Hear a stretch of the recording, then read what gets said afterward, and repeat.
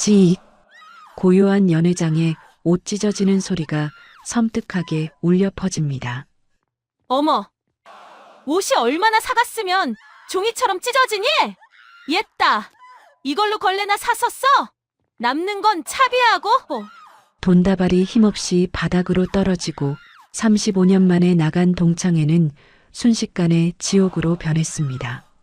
모멸감에 떨며 돌아온 며느리를 본 순간 평범한 뒷방 노인인 줄 알았던 시어머니의 눈빛이 맹수처럼 번뜩입니다. 감히 내 며느리 눈에서 눈물을 빼! 저것들 내일 아침 해 뜨자마자 피눈물 흘리게 만들어주마! 대한민국 재계를 호령하던 철의 여인 시어머니의 우아하고도 잔혹한 핏빛 응징. 과연 주제 모르고 날뛰던 일진 동창은 살아남을 수 있을까요? 시작하기 전에 무료로 눌러주시는 구독과 좋아요, 알림 설정은 똑순이 사랑방에 큰 힘이 됩니다. 지금 어디서 듣고 계신지 댓글 달아주세요. 그럼 지금부터 이야기를 시작하겠습니다. 화창한 가을 아침 햇살이 거실 창을 통해 길게 들어오고 있었습니다. 하지만 거울 앞에 선 이수연의 표정은 그 햇살과는 정반대로 잔뜩 흐려져 있었죠. 옷장 문을 활짝 열어두고도 입을 옷이 없어 한참을 서성이는 그녀의 어깨가 축 처져 보입니다. 35년 만에 나가는 동창회라는 말에 며칠 전부터 가슴이 뛰었지만 막상 당일이 되니 설렘보다는 두려움이 앞서는 모양입니다. 안방 문이 열리고 지팡이를 짚은 천명이가 천천히 거실로 걸어 나왔습니다.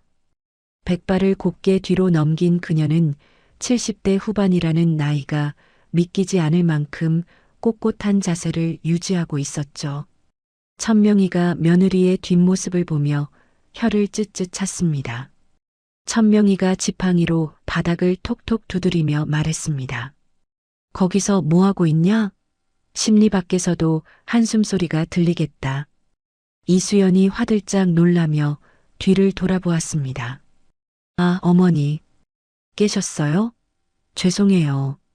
옷을 좀 고르고 있었는데 마땅한 게 없어서요. 천명이가 며느리의 옷차림을 위아래로 훑어보며 미간을 찌푸렸습니다. 그 늘어난 티셔츠 쪼가리 입고 갈 건 아니지?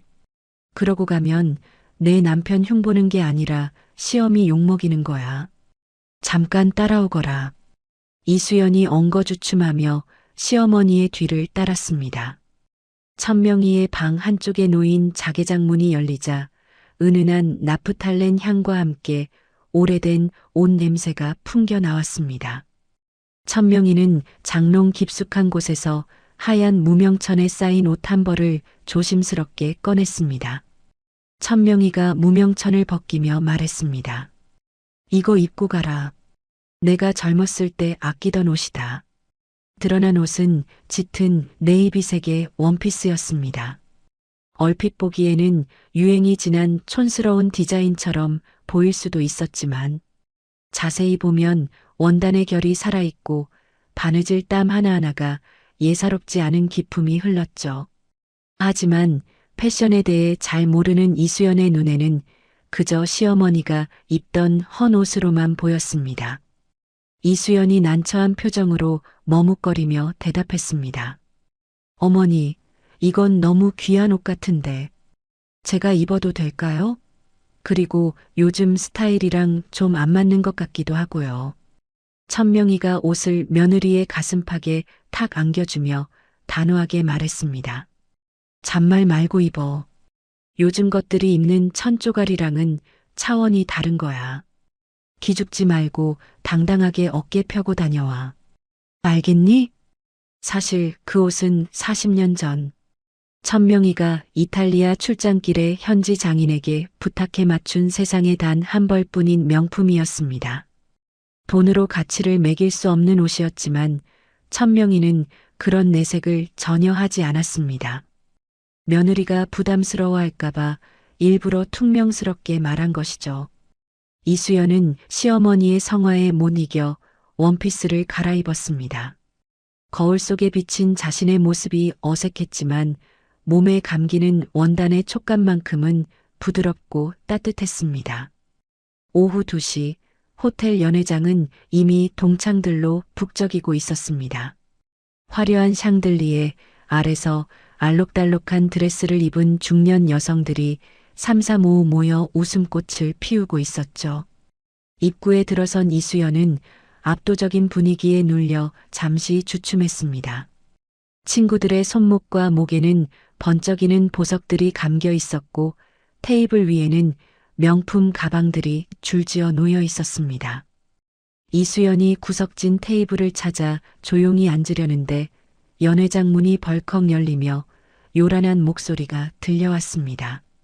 얘들아, 나왔어. 아이고, 차가 얼마나 막히는지 우리 기사가 고생 좀 했다니까. 온몸을 명품 로고로 휘감은 최미희가 등장했습니다. 그녀의 양손에는 쇼핑백이 들려 있었고 어깨에는 큼지막한 로고가 박힌 가방이 걸려 있었죠. 동창들의 시선이 일제히 최미희에게 쏠렸습니다. 한 동창이 최미희에게 다가가며 호들갑을 떨었습니다. 어머, 미희야. 너 더 예뻐졌다? 그 가방 이번 시즌 신상 아니니? 역시 사모님은 다르네. 최미희가 콧소리를 내며 거만하게 웃었습니다. 알아보네. 우리 그이가 이번에 사업 하나 크게 터뜨렸잖아. 기념으로 하나 뽑아줬지 뭐. 별거 아니야. 최미희는 테이블 중앙에 자신의 가방을 턱하니 올려놓고는 주변 친구들의 옷차림을 눈으로 후르기 시작했습니다. 마치 심사위원이라도 된 듯한 거만한 태도였죠. 그러다 구석에 앉아있는 이수연을 발견하고는 눈을 가늘게 떴습니다. 최미희가 이수연을 향해 또각또각 걸어가며 큰 소리로 외쳤습니다. 어머, 이게 누구야? 수연이 아니니? 세상에 살아있었구나. 난 또 죽은 줄 알았지. 연락도 안 되고 말이야. 이수연은 최미희의 목소리를 듣자마자 심장이 덜컥 내려앉는 것 같았습니다. 고등학교 시절 자신을 끈질기게 괴롭혔던 그 목소리였으니까요. 이수연이 자리에서 일어나 어색하게 웃으며 고개를 숙였습니다. 이수연이 떨리는 목소리로 대답했습니다. 미희야. 오랜만이다. 잘 지냈지? 최미희가 이수연의 옷차림을 훑어보며 비릿한 미소를 지었습니다. 난 잘 지내지. 근데 넌 좀 힘든가 보다. 옷이 그게 뭐니? 어디 구제시장에서 건져온 거야? 곰팡이 냄새날 것 같아. 순간 주변이 조용해지며 모든 이목이 이수연에게 집중되었습니다. 이수연의 얼굴이 홍당무처럼 붉어졌습니다. 시어머니가 주신 귀한 옷이라고 생각하며 용기를 냈지만 최미희의 말 한마디에 초라한 헌옷이 되어버린 것 같았습니다. 이수연이 입술을 깨물며 작게 속삭였습니다. 아니야. 이거 시어머니가 선물해 주신 옷이야. 귀한 거야. 최미희가 와인 잔을 들고 이수연에게 바짝 다가서며 비아냥거렸습니다. 귀한 거? 시어머니가 너 싫어하나 보다. 이런 걸 입혀보내고. 요즘 도우미 아줌마들도 이렇게는 안 입어. 불쌍해서 어쩌니? 최미희는 들고 있던 레드와인 잔을 빙글빙글 돌리며 이수연의 코앞까지 들이밀었습니다. 이수연이 본능적으로 뒷걸음질 치려는 순간이었습니다. 최미희가 과장된 몸짓으로 비명을 질렀습니다. 어머! 붉은 와인이 이수연의 네이비색 원피스 위로 콸콸 쏟아졌습니다. 가슴팍부터 치맛자락까지 순식간에 검붉은 얼룩이 번져나갔죠. 이수연은 너무 놀라 비명도 지르지 못하고 굳어버렸습니다. 최미희가 입을 가리며 호들갑을 떨었습니다. 어머, 미안해서 어떡해. 내가 손이 미끄러졌네. 괜찮니? 아유, 냄새. 최미희는 테이블 위에 있던 냅킨을 거칠게 뽑아들더니 이수연의 가슴팍을 벅벅 문지르기 시작했습니다. 걱정해서 닦아주는 손길이 아니었습니다. 이수연은 수치심에 눈물이 핑 돌았습니다. 이수연이 최미희의 손을 밀어내며 말했습니다. 됐어, 하지 마. 내가 할게. 최미희가 눈을 부라리며 이수연의 손목을 쳐냈습니다. 가만히 있어봐. 내가 닦아준다잖아. 얼룩지면 안 된다고. 최미희는 억센 손으로 원피스의 어깨 부분을 움켜쥐었습니다. 그러고는 냅킨으로 닦는 척하며 양손에 힘을 꽉 주었죠. 지익! 날카로운 파열음이 연회장에 울려 퍼졌습니다. 오래된 원단이 최미희의 악력을 이기지 못하고 어깨부터 가슴께까지 길게 찢어져 버린 것입니다. 하얀 속옷끈이 훤히 드러났습니다. 정적이 흘렀습니다. 동창들은 숨을 죽인 채 그 광경을 지켜만 보고 있었습니다. 이수연은 찢어진 옷자락을 부여잡고 파르르 떨었습니다. 최미희가 찢어진 옷 조각을 손가락으로 튕기며 피식 웃었습니다. 어머나, 옷이 얼마나 사갔으면 종이처럼 찢어지니? 내 손톱만 스쳤는데 이러네. 역시 싸구려는 어쩔 수 없나 봐. 이수연이 울먹이며 소리쳤습니다. 너 일부러 그런 거지? 어떻게 이럴 수가 있어? 최미희가 지갑을 열더니 5만 원권 지폐 몇 장을 꺼내 이수연의 얼굴을 향해 획 뿌렸습니다. 지폐들이 꽃잎처럼 팔랑거리며 이수연의 머리 위로, 젖은 옷 위로, 그리고 바닥으로 떨어졌습니다. 최미희가 팔짱을 끼며 싸늘하게 말했습니다. 일부러라니? 호의를 베풀려다 그런 건데 사람 참 꼬였네. 옛날이나 지금이나 피해의식 쩌는 건 똑같구나. 자, 옷값이다. 이 정도면 동묘 시장에서 10벌은 사겠네. 남는 건 차비해라. 주변에서 킥킥거리는 웃음소리가 들려왔습니다. 이수연에게는 그 웃음소리가 날카로운 화살이 되어 심장에 박히는 것 같았습니다. 바닥에 떨어진 돈과 찢어진 옷, 그리고 친구들의 조소. 더 이상 그 자리에 서 있을 수가 없었습니다. 이수연이 찢어진 옷깃을 양손으로 꽉 움켜쥐고 뒤돌아 뛰기 시작했습니다. 등 뒤에서 최미희의 목소리가 따라왔습니다. 야, 돈 안 주워가? 자존심 세우지 말고 가져가라니까. 호텔 로비를 빠져나온 이수연은 택시를 잡자마자 뒷좌석에 몸을 구겨 넣었습니다. 기사가 백미러로 힐끔거렸지만 신경 쓸 겨를이 없었죠. 참았던 눈물이 복물 터지듯 쏟아져 나왔습니다. 닦아도 눈물은 멈추지 않았고 와인 냄새가 코를 찔러 속이 울렁거렸습니다. 30분 뒤 이수연은 비틀거리는 걸음으로 현관문을 열고 들어왔습니다. 집 안에 들어서자마자 긴장이 풀린 듯 다리에 힘이 빠져 신발장 앞에 주저앉고 말았습니다. 이수연이 흐느끼며 중얼거렸습니다. 어머니, 죄송해요. 제가 못나서. 흑흑. 거실 소파에 앉아 차를 마시고 있던 천명희가 찻잔을 내려놓았습니다. 인기척에 현관 쪽을 바라보던 그녀의 눈빛이 순식간에 매섭게 변했습니다. 며느리의 헝클어진 머리, 와인으로 얼룩진 옷, 그리고 처참하게 찢어진 어깨 부위가 천명희의 눈에 들어왔기 때문입니다. 천명희가 자리에서 벌떡 일어나 지팡이를 짚고 현관으로 성큼성큼 다가갔습니다. 평소의 느긋한 걸음걸이가 아니었습니다. 천명희는 바닥에 주저앉아 울고 있는 며느리 앞에 섰습니다. 천명희가 낮지만 서슬 퍼런 목소리로 물었습니다. 이게 무슨 꼴이냐?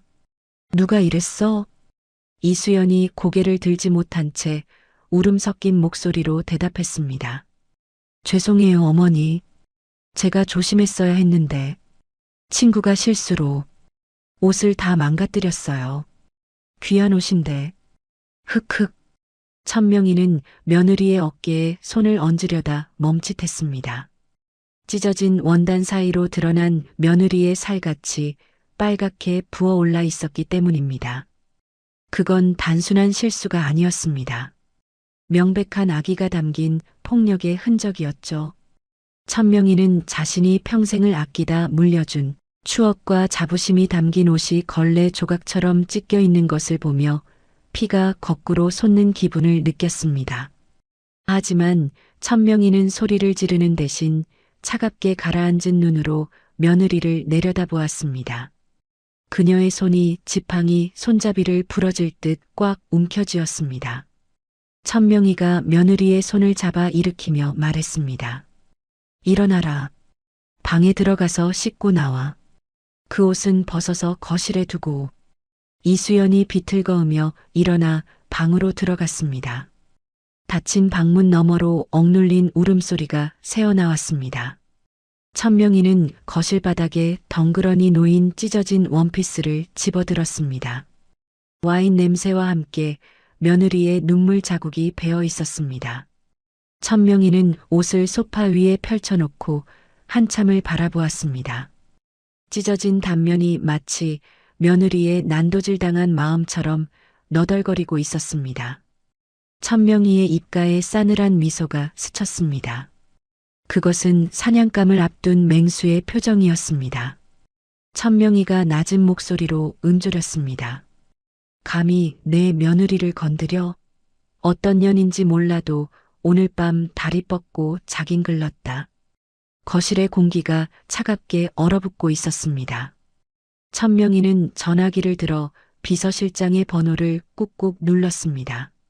신호음이 가기도 전에 그녀의 머릿속에는 이미 내일 아침 펼쳐질 복수극의 서막이 그려지고 있었습니다. 이수연이 울다 지쳐 잠든 늦은 밤, 거실의 불은 여전히 환하게 켜져 있었습니다.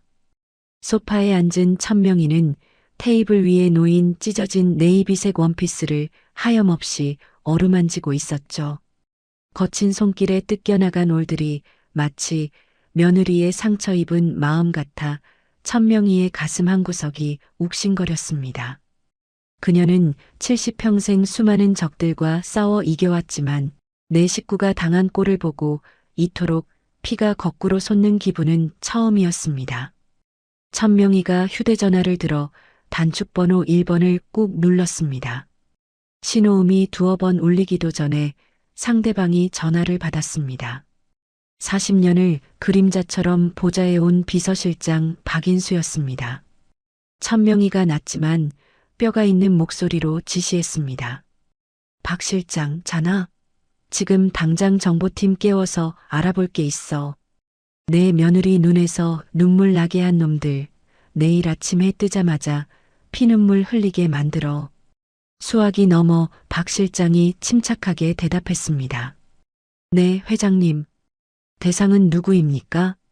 천명희가 찢어진 옷을 움켜쥐며 차갑게 내뱉었습니다.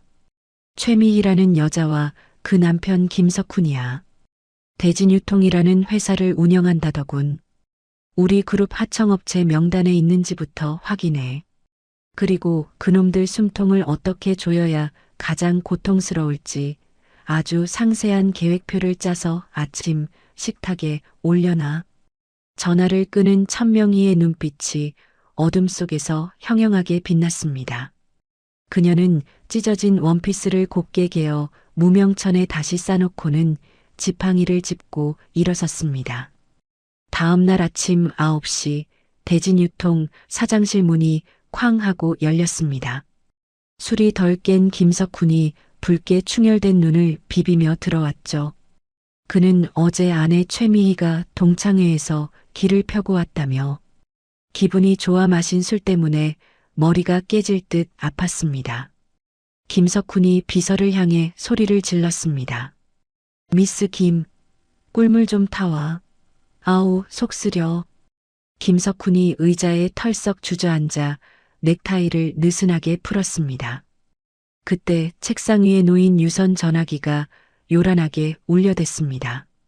발신자를 확인한 김석훈의 입가에 비굴한 미소가 번졌습니다. 주거래 은행 지점장이었습니다.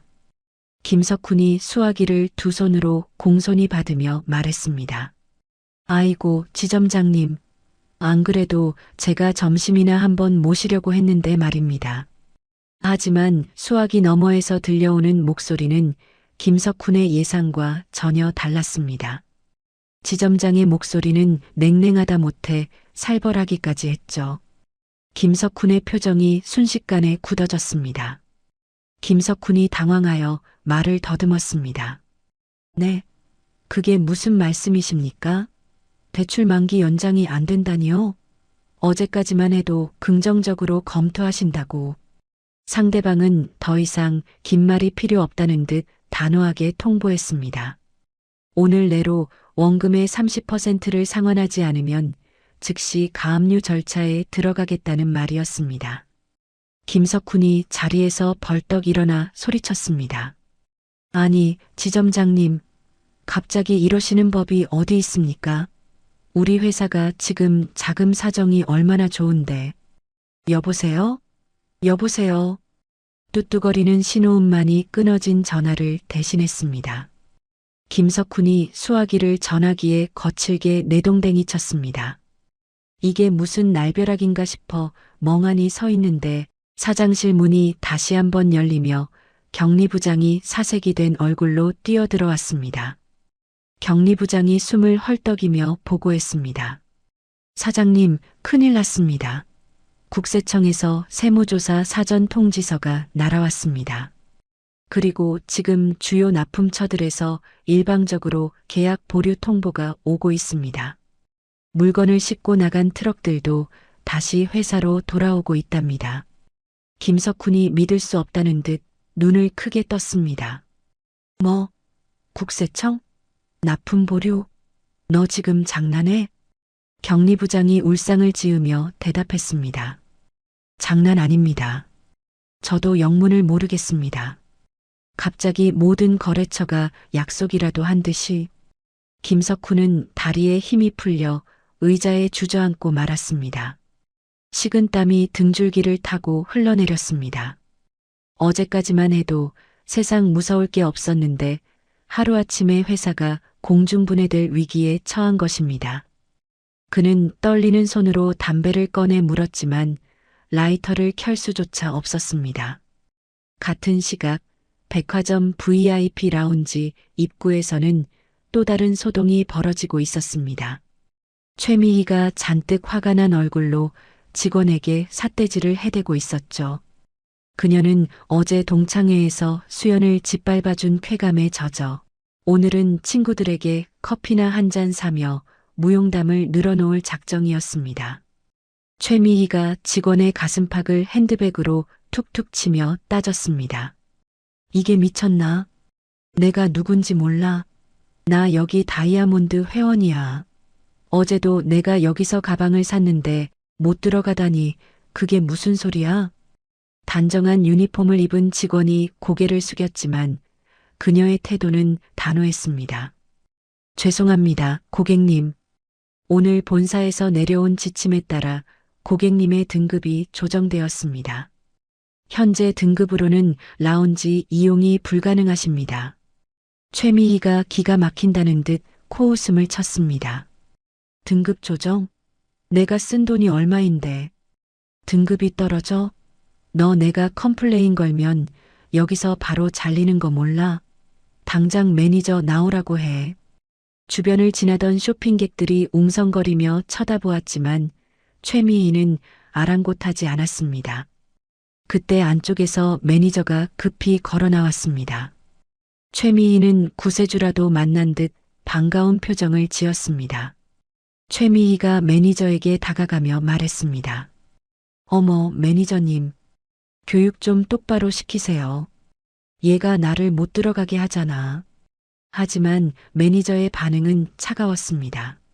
매니저가 난처한 표정으로 최미희를 가로막으며 말했습니다. 고객님, 죄송하지만 직원의 안내가 맞습니다.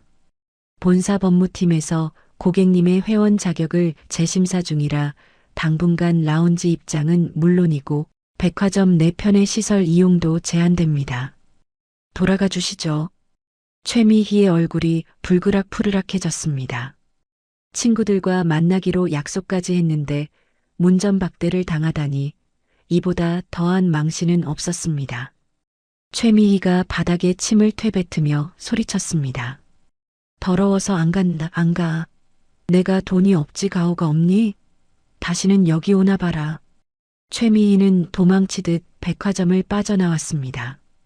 차에 올라탄 그녀는 분이 풀리지 않아 핸들을 주먹으로 쾅쾅 내리쳤습니다. 오늘따라 왜 이렇게 재수가 없는지 알 수가 없었습니다. 화풀이 대상이 필요했던 그녀는 휴대전화를 꺼내 동창들이 모인 단체 대화방을 열었습니다. 최미희가 거칠게 자판을 두드리며 혼잣말을 했습니다. 이게 다 그 재수 없는 년 때문이야. 아침부터 기분 잡치게 하더니. 최미희는 어제 몰래 찍어둔 이수연의 사진을 대화방에 올렸습니다. 와인을 뒤집어 쓰고 찢어진 옷을 입은 채 멍하니 서 있는 수연의 모습이었죠. 그리고 악의적인 메시지를 덧붙였습니다. 얘들아, 어제 분위기 망쳐서 미안해. 거지가 동냥하러 온 줄 알았지 뭐니. 냄새나서 혼났네. 다들 눈 소독하게 예쁜 내 사진도 올린다. 곧이어 최미희가 백화점 화장실 거울 앞에서 찍은 셀카가 올라갔습니다. 동창들의 반응은 즉각적이었습니다. 최미희의 비위를 맞추려는 친구들이 킥킥거리는 이모티콘과 함께 동조하는 댓글을 달기 시작했습니다. 집 거실 소파에 웅크리고 앉아있던 이수연의 휴대전화가 계속해서 울렸습니다. 알림 소리가 날 때마다 이수연의 어깨가 움찔거렸습니다. 보지 말아야지 하면서도 떨리는 손은 자꾸만 화면으로 향했습니다. 화면 속에 뜬 자신의 비참한 모습과 친구들의 조롱. 섞인 댓글들을 본 이수연의 눈에서 다시 눈물이 주르륵 흘러내렸습니다. 가슴이 답답해 숨을 쉬기가 힘들었습니다. 그때 등 뒤에서 천명희의 목소리가 들렸습니다. 그거 보지 마라. 이수연이 황급히 눈물을 훔치며 휴대전화를 감췄습니다. 천명희가 다가와 며느리의 손에서 휴대전화를 뺏어들었습니다. 화면에 떠있는 대화 내용을 읽어내려가는 천명희의 눈썹이 꿈틀거렸습니다. 천명희가 휴대전화 화면을 끄며 단호하게 말했습니다. 쓰레기통을 뒤지면 쓰레기만 나오는 법이다. 네가 잘못한 거 하나도 없으니 고개 숙이지 마. 네가 당한 건 단순한 실수가 아니라 범죄야. 이수연이 울먹이며 대답했습니다.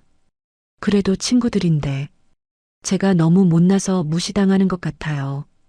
어머니한테도 부끄럽고요. 천명희가 며느리의 손을 따뜻하게 감싸주며 말했습니다.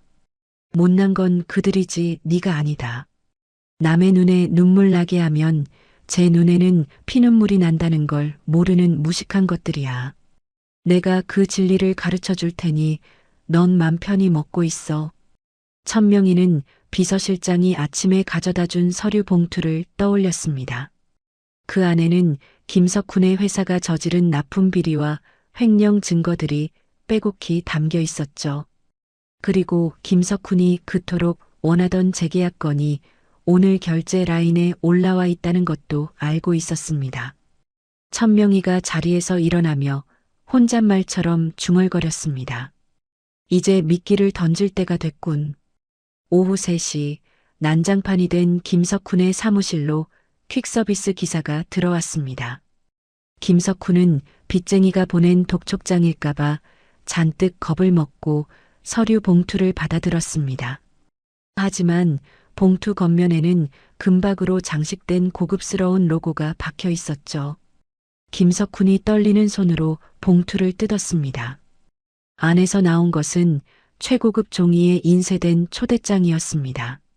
천명의 그룹 창립 50주년 기념 파티 및 우수 협력사 시상식. 귀하를 VVIP로 정중히 모십니다. 김석훈의 눈이 휘둥그레졌습니다. 천명의 그룹이라면 대한민국 재계 1위이자 자신의 회사가 목숨줄을 걸고 있는 원청업체였습니다. 게다가 우수 협력사 시상식이라니 이건 곧 재계약 확정과 다름없는 소식이었죠.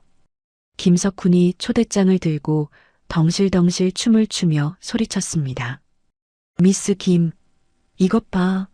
나 살았다, 살았어. 역시 하늘은 내 편이야. 김석훈은 당장 최미희에게 전화를 걸었습니다. 여보, 우리 대박 났어. 천 회장님 파티에 초대를 받았다고. 당신 제일 비싼 옷으로 준비해.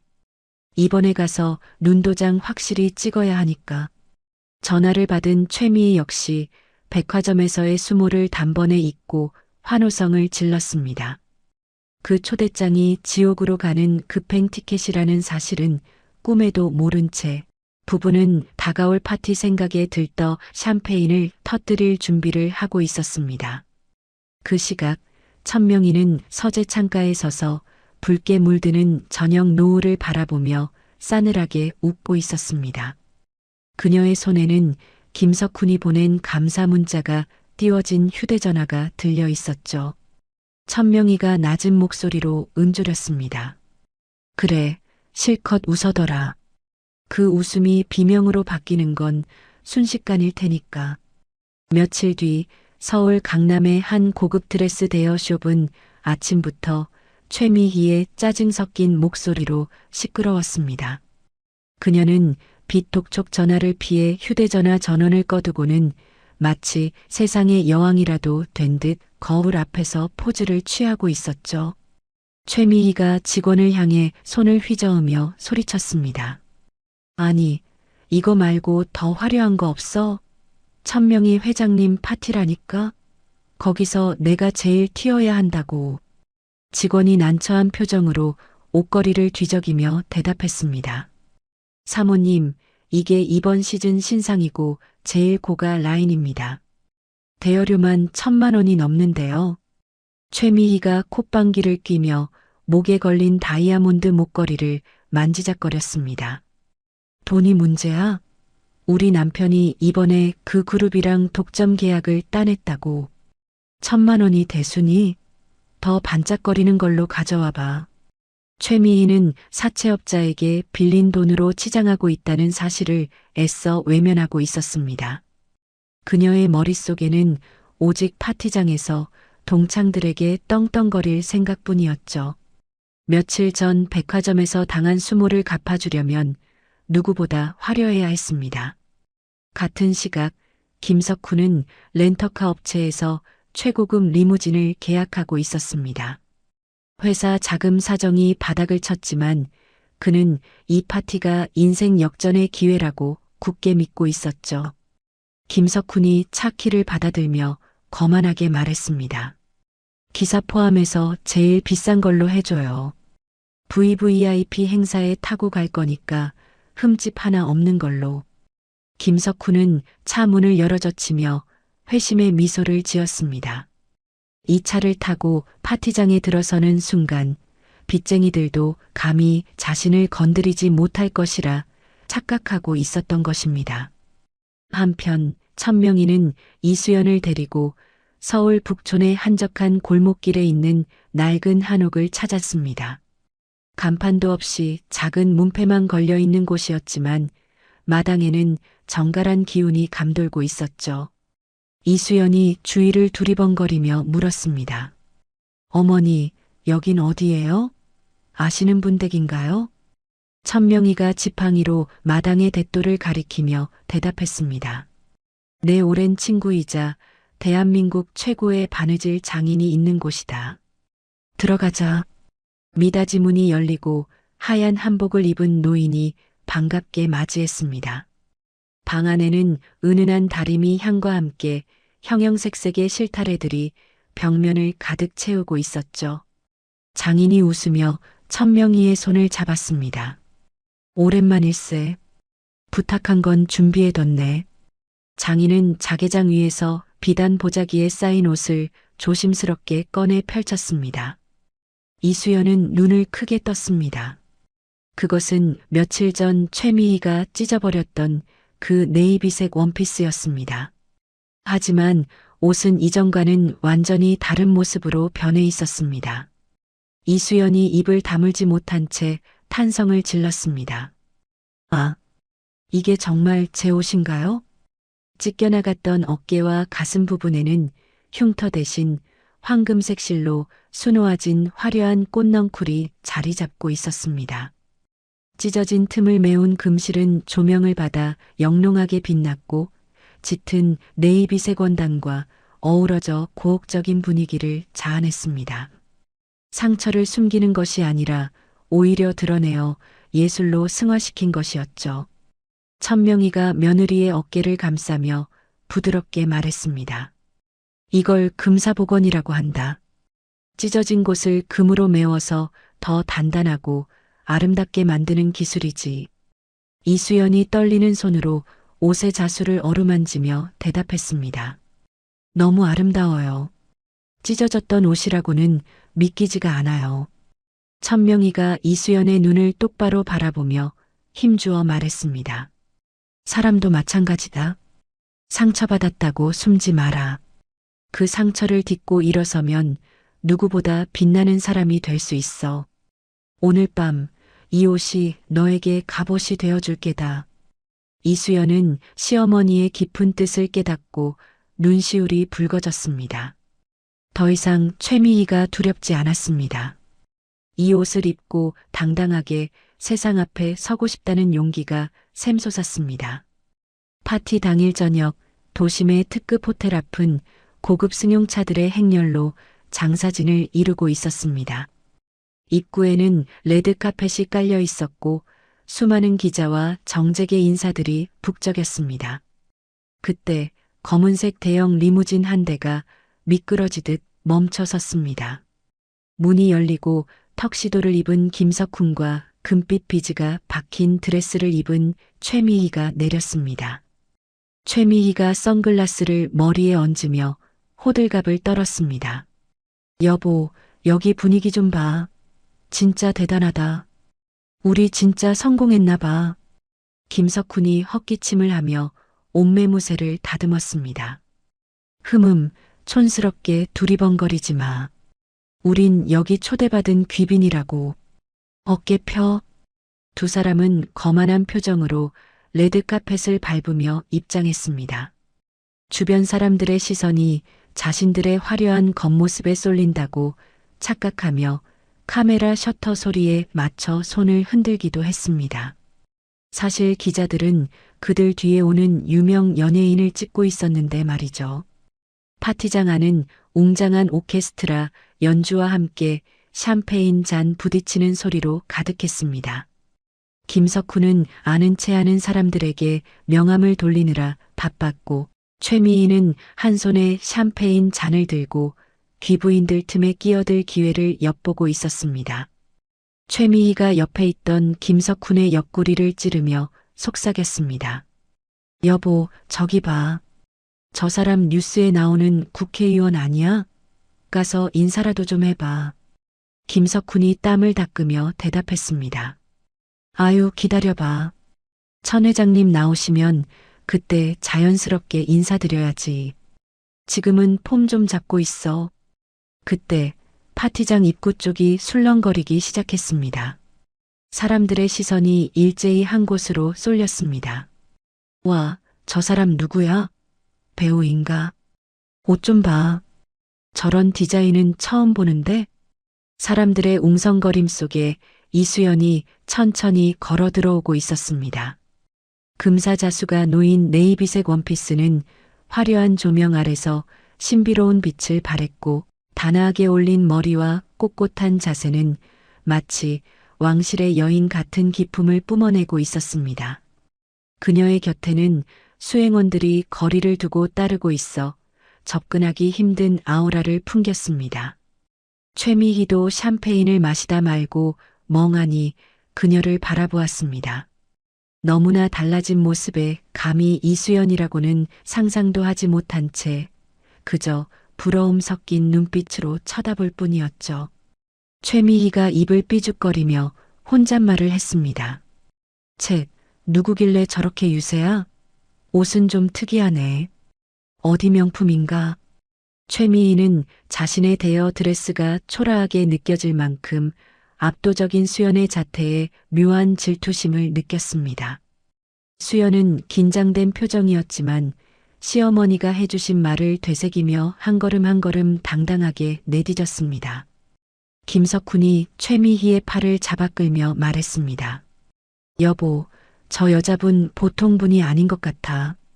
저쪽 줄에 서 있으면 천 회장님 눈에 띌지도 몰라. 가까이 가보자. 부부는 슬금슬금 수연이 있는 쪽으로 이동했습니다. 하지만 경호원들이 제지하는 바람에 가까이 갈 수는 없었습니다. 잠시 후 장내 조명이 어두워지고 웅장한 음악과 함께 사회자의 목소리가 울려 퍼졌습니다. 신사숙녀 여러분, 오래 기다리셨습니다. 오늘 이 자리를 빛내주신 귀빈 여러분께 감사드립니다. 이제 천명희 그룹의 살아있는 신화이자 오늘의 호스트이신 천명희 명예회장님을 모시겠습니다. 핀 조명이 무대 중앙을 비추자 지팡이를 짚은 천명희가 모습을 드러냈습니다. 평소의 수수한 차림이 아니었습니다. 짙은 보라색 정장에 진주 목걸이를 한 그녀의 모습은 범접할 수 없는 카리스마 그 자체였습니다. 김석훈이 입을 떡 벌리며 중얼거렸습니다. 천 회장님? 저분이 정말 천 회장님이라고? 김석훈과 최미희는 눈을 의심했습니다. 분명 동네 시장에서나 마주칠 법한 평범한 노인인 줄 알았던 수연의 시어머니가 단상 위에 서 있었기 때문입니다. 최미희가 샴페인 잔을 떨어뜨릴 뻔하며 비명을 질렀습니다. 말도 안 돼. 저 할망구. 아니, 저분이 수연이 시어머니잖아. 이게 어떻게 된 거야? 두 사람의 얼굴이 순식간에 하얗게 질렸습니다. 등골이 오싹해지는 공포가 엄습했습니다. 자신들이 무시하고 조롱했던 그 노인이 대한민국 재계를 호령하는 천명희 회장이라니. 단상에 선 천명희가 좌중을 둘러보며 온화하지만 뼈 있는 미소를 지었습니다. 그녀의 시선이 정확히 김석훈과 최미희가 서 있는 곳에 멈췄습니다. 천명희가 마이크를 잡고 또렷한 목소리로 말했습니다. 반갑습니다. 오늘 이 자리에는 아주 특별한 손님들이 와 계십니다. 제 며느리에게 잊지 못할 교훈을 주신 분들이죠. 김석훈의 다리가 후들거기 시작했습니다. 이것이 축복의 자리가 아니라 단죄의 자리임을 본능적으로 감지한 것입니다. 하지만 도망치기에는 이미 너무 늦어버렸습니다. 화려한 조명은 덫이 되어 그들을 옥죄어 오고 있었으니까요. 호텔 그랜드 볼룸의 화려한 샹들리에 조명 아래 수백 명의 시선이 단상 위에 선 천명희에게 꽂혀 있었습니다. 하지만 그 수많은 시선 중에서도 가장 격렬하게 흔들리는 것은 단연 김석훈과 최미희의 눈동자였죠. 두 사람은 마치 투명한 감옥에 갇힌 죄수들처럼 꼼짝도 하지 못한 채 단상을 올려다보며 거친 숨만 몰아쉬고 있었습니다. 김석훈이 덜덜 떨리는 손으로 넥타이를 잡아당기며 중얼거렸습니다. 이게 무슨 꿈이지? 그렇지? 말도 안 돼. 저 노인네가 천 회장님이라니. 옆에 서 있던 최미희는 아예 입을 다물지 못한 채 멍하니 서 있었습니다. 며칠 전 자신이 바닥에 돈을 뿌리며 모욕했던 그 힘없는 노인이 지금 대한민국 재계 서열 1위에 거물러서 자신들을 내려다보고 있다는 사실이 도저히 현실로 받아들여지지 않았으니까요. 그녀의 머릿속에서는 망했다라는 단어만이 경보음처럼 윙윙거리고 있었습니다.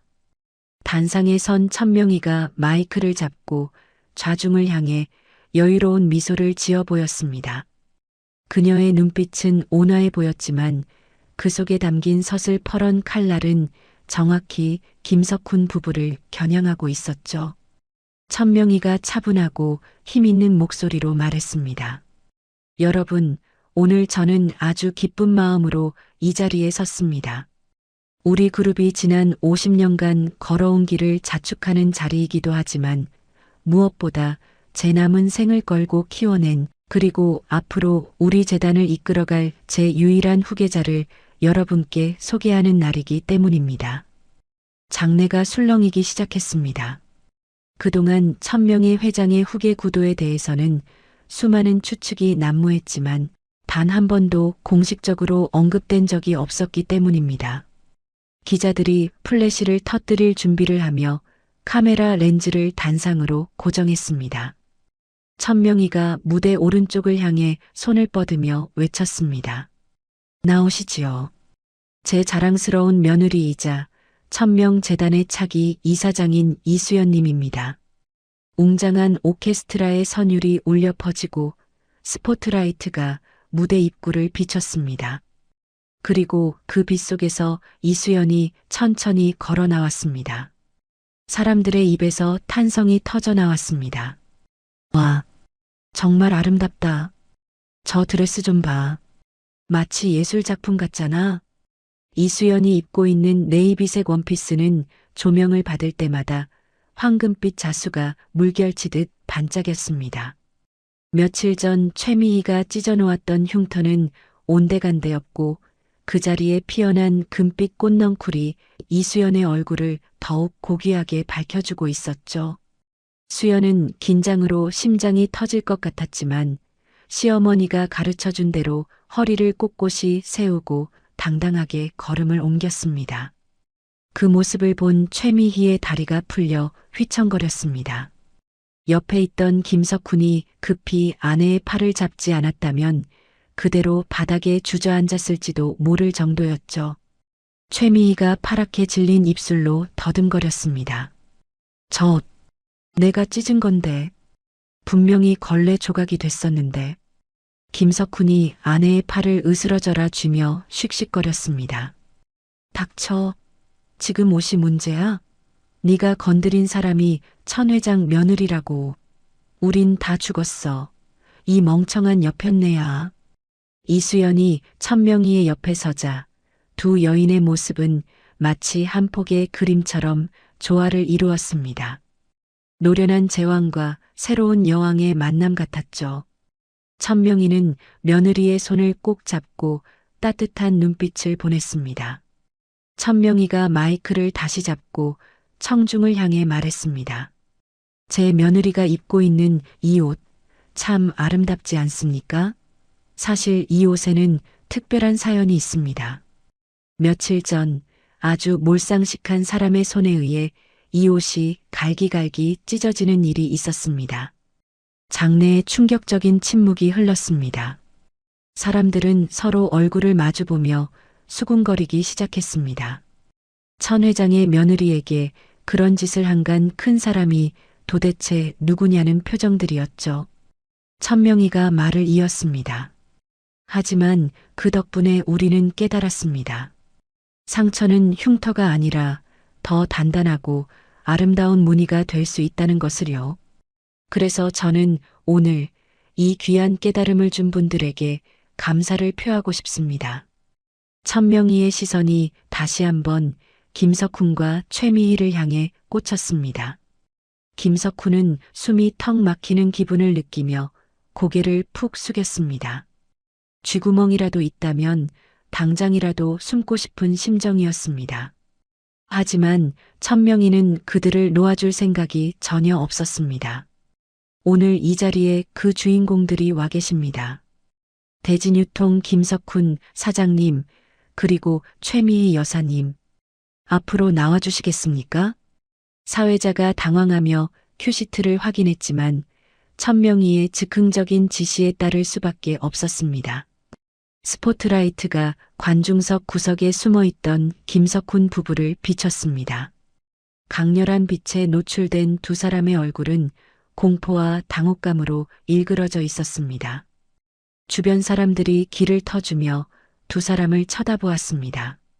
박수 소리 대신 의아함 섞인 웅성거림이 파티장을 가득 메웠습니다.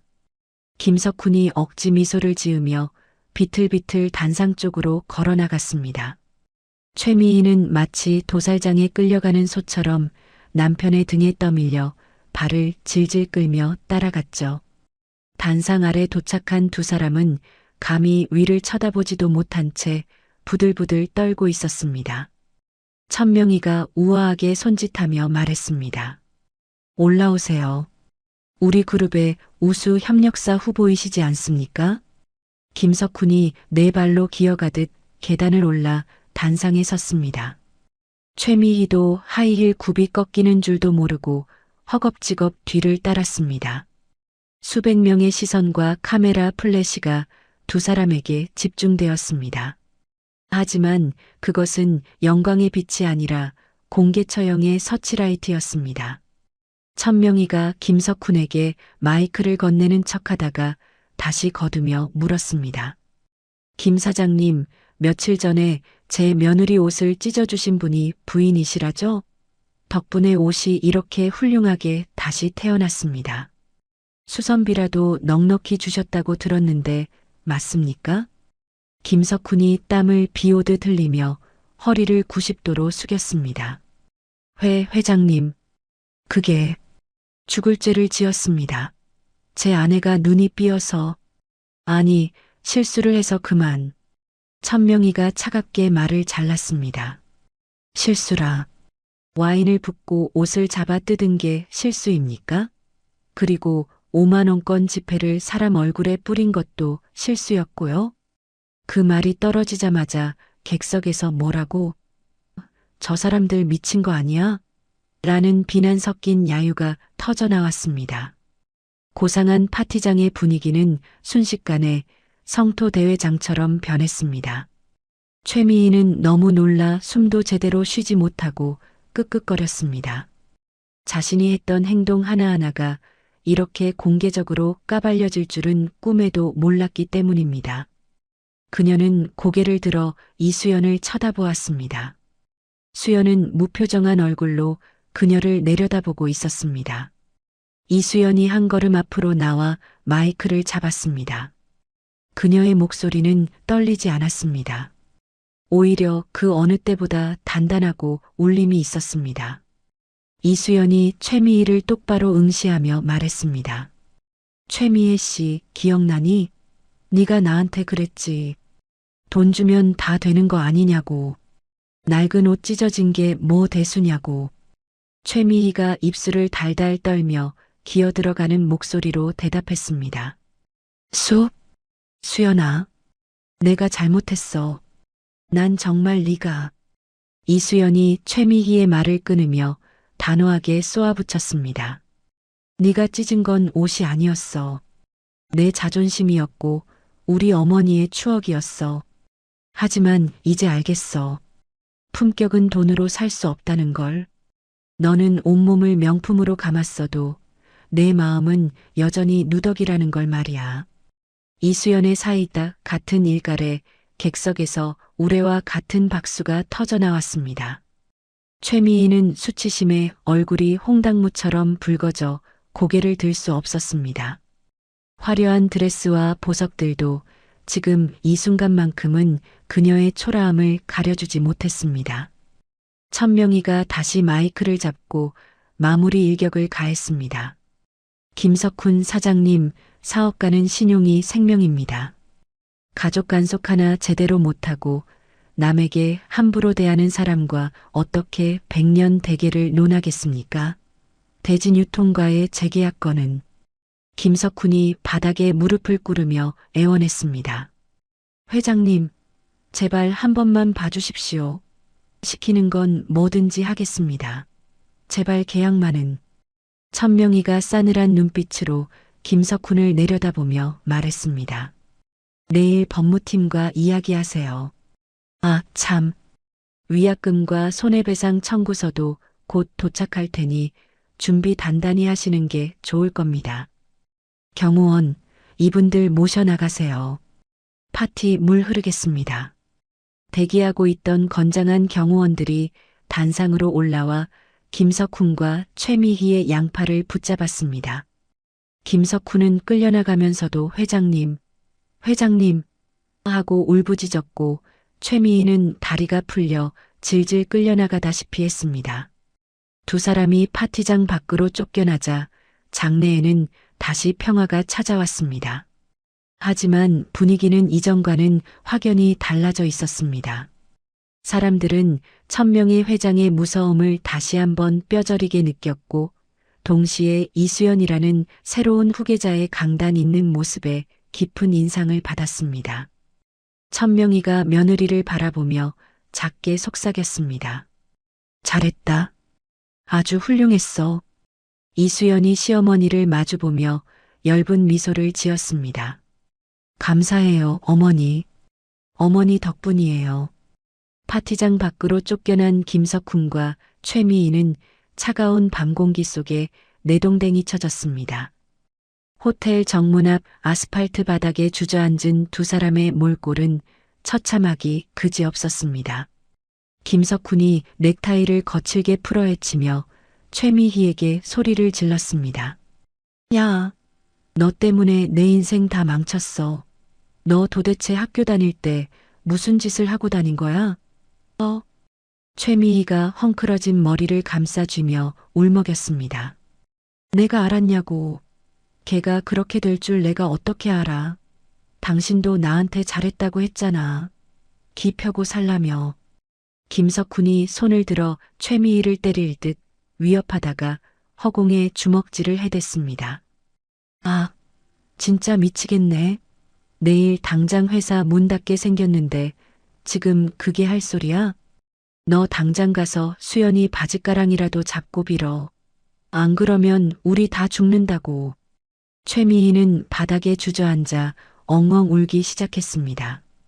지나가던 사람들이 혀를 차며 쳐다보았지만 그녀에게는 그런 시선조차 느낄 여유가 없었습니다.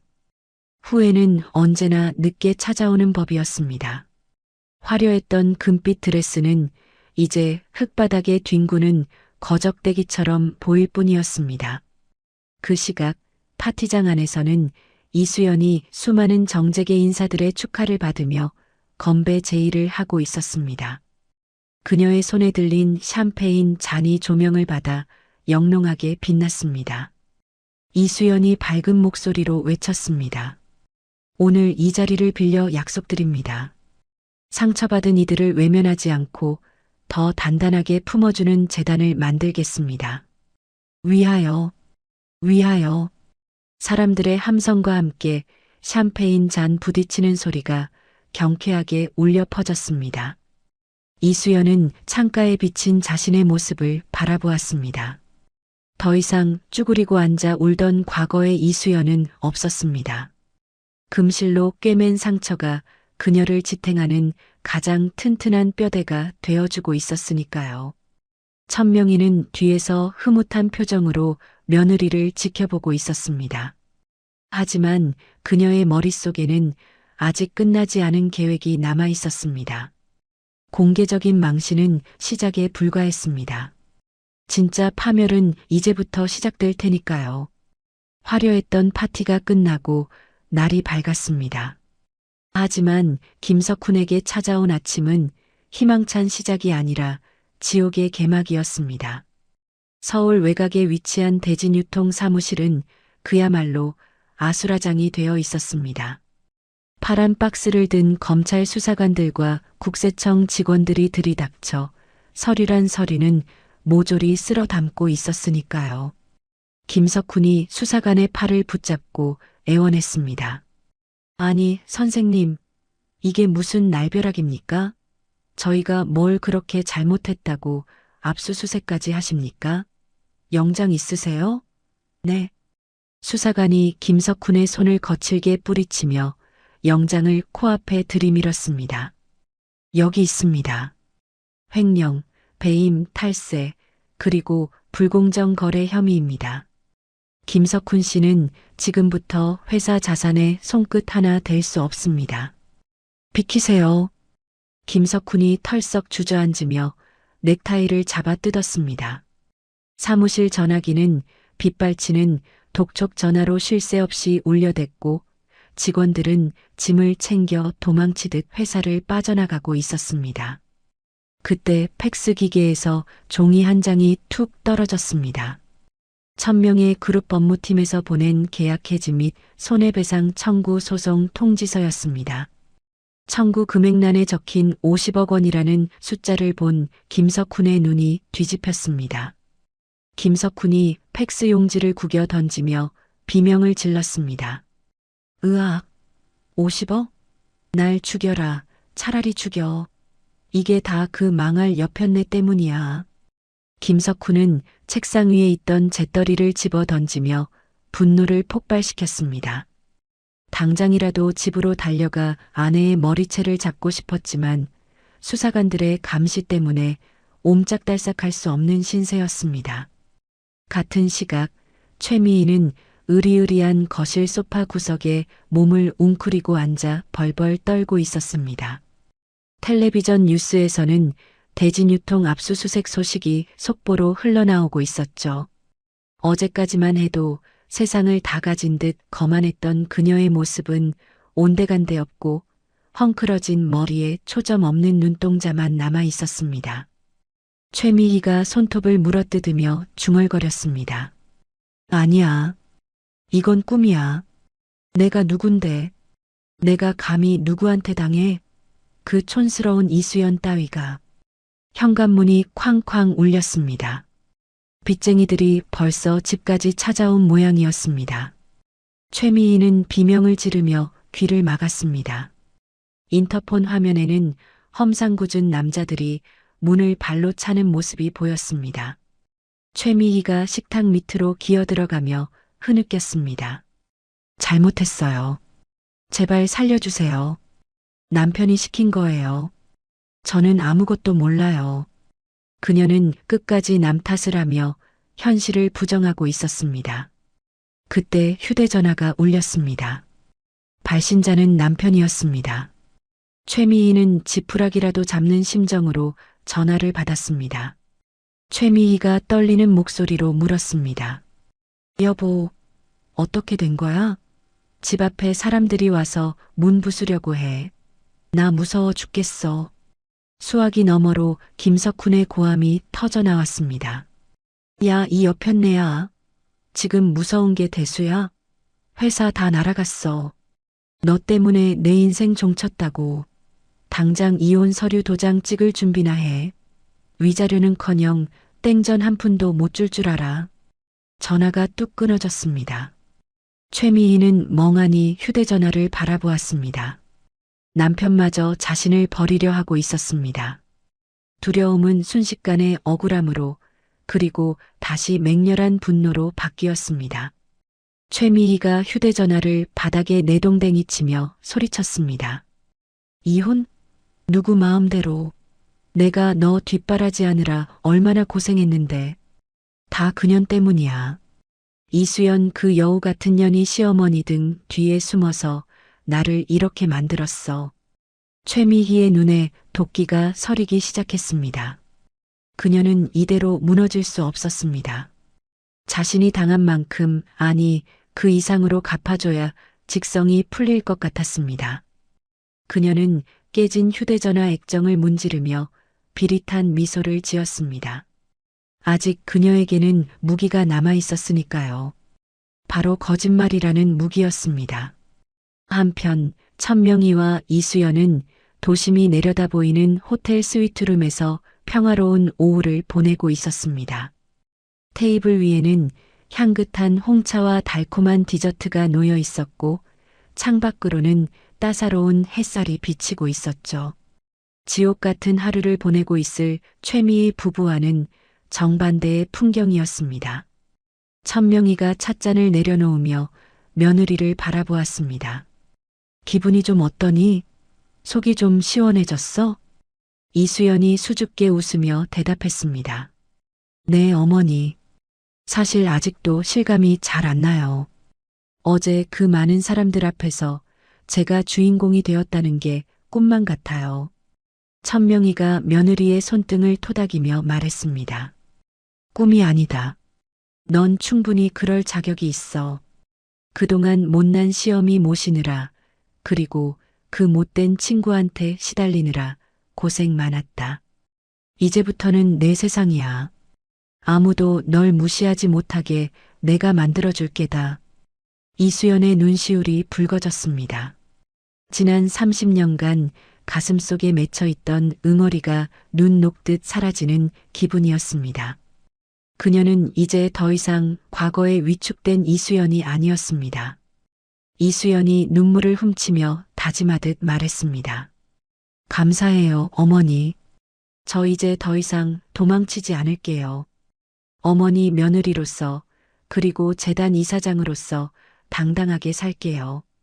천명이가 흐뭇한 미소를 지으며 고개를 끄덕였습니다. 그래, 그게 내 며느리지. 하지만 방심은 금물이다. 궁지에 몰린 쥐는 고양이를 무는 법이야.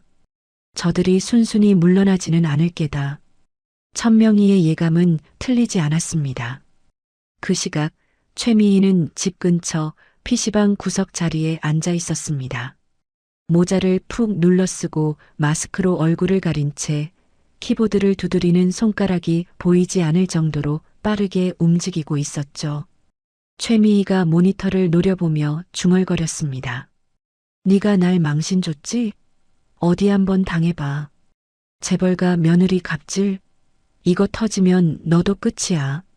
최미희는 회원 수백만 명을 보유한 대형 인터넷 카페와 커뮤니티 게시판에 접속했습니다.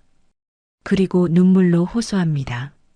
재벌 시댁 믿고 친구 인생 망친 갑질녀를 고발합니다라는 자극적인 제목의 글을 작성하기 시작했습니다.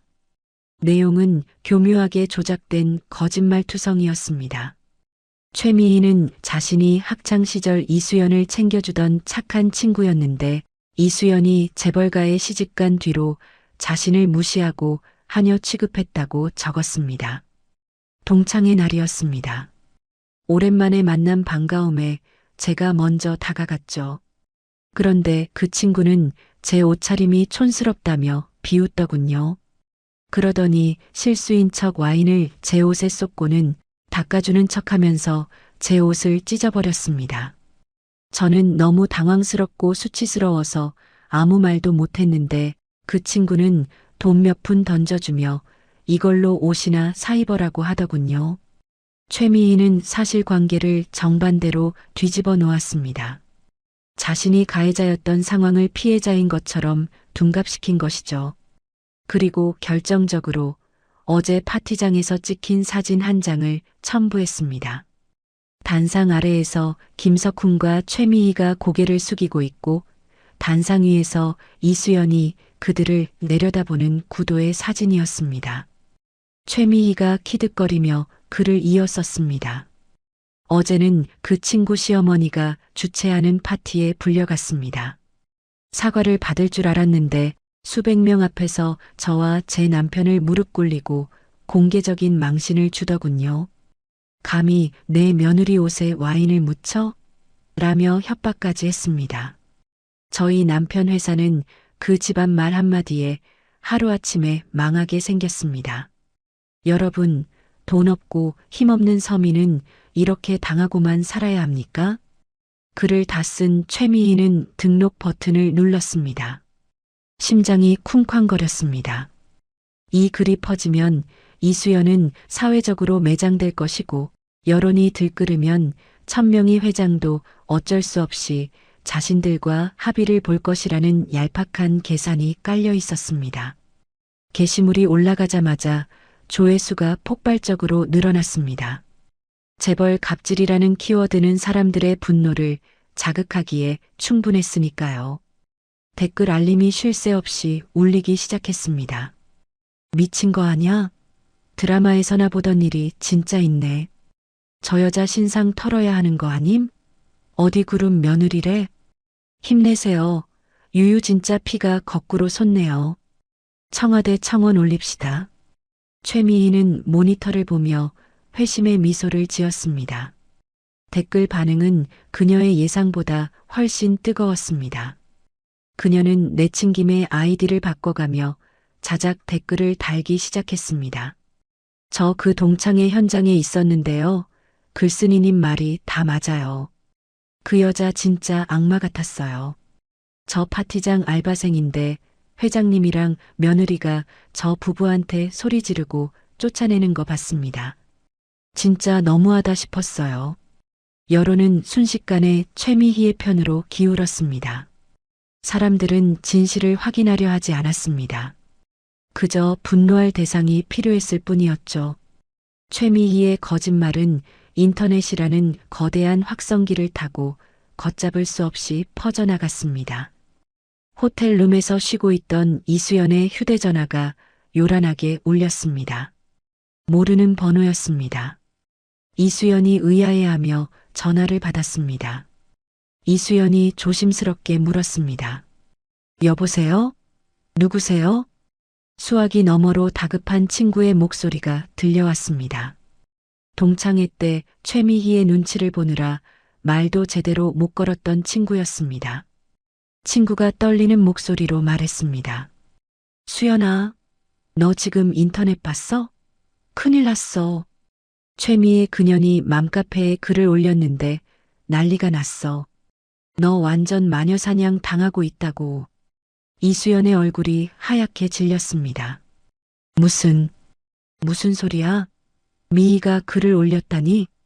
친구가 보내준 링크를 클릭한 이수연의 손이 부들부들 떨렸습니다.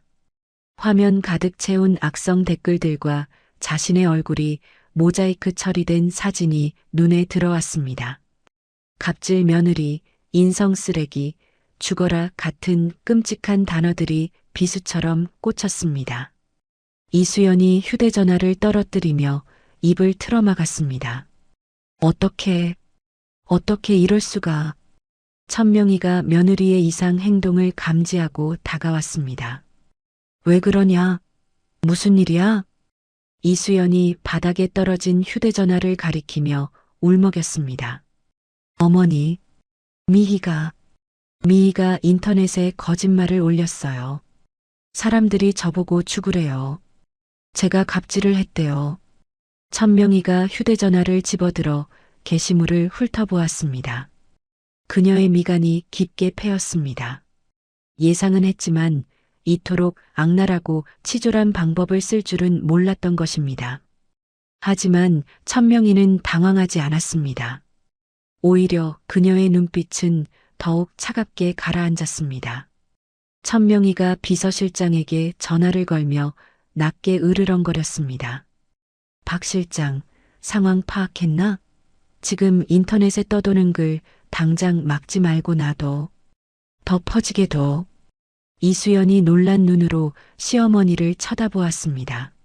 어머니, 그게 무슨 말씀이세요? 사람들이 저를 욕하는데. 천명희가 며느리의 어깨를 단단히 잡으며 말했습니다. 불이 났을 때 섣불리 끓여다가는 화상만 입는다. 불이 다 타올라서 재가 될 때까지 기다려야 해. 놈들이 거짓말로 탑을 높이 쌓을수록 무너질 때 더 처참하게 부서지는 법이다. 천명희는 창밖의 야경을 내려다보았습니다. 도시의 불빛들이 마치 먹잇감을 노리는 맹수의 눈처럼 반짝이고 있었습니다. 천명희가 비장한 목소리로 덧붙였습니다. 최미희, 제 무덤을 아주 깊게 파고 있구나. 어디 갈 때까지 가보자꾸나. 그 끝에 기다리고 있는 게 지옥불이라는 걸 똑똑히 보여주마. 최미희가 쏘아 올린 거짓의 화살은 이제 막 시위를 떠났습니다. 그 화살이 누구의 심장에 꽂힐지, 그리고 그 대가가 얼마나 혹독할지 아무도 모른 채 밤은 깊어가고 있었습니다. 밤사이 인터넷 세상은 그야말로 지옥도처럼 변해 있었습니다. 최미희가 쏘아 올린 거짓의 불씨는 익명성이라는 기름을 만나 거대한 산불이 되어 이수연의 모든 것을 태우고 있었죠. 날이 밝자마자 천명희 회장의 자택 대문 앞은 카메라를 든 기자들로 북새통을 이루었습니다. 나오세요.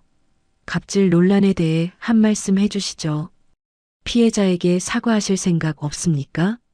담장 너머로 들려오는 고성들이 날카로운 화살이 되어 집 안으로 꽂히는 것만 같았습니다. 거실 커튼 뒤에 숨어 바깥을 내다보던 이수연의 다리가 사시나무 떨듯 떨렸습니다. 그녀는 양손으로 귀를 막고 바닥에 주저앉았습니다. 마치 35년 전 교실 구석에서 떨던 그 여고생으로 돌아간 듯한 공포가 그녀를 집어삼키고 있었죠. 이수연이 파랗게 질린 입술로 중얼거렸습니다.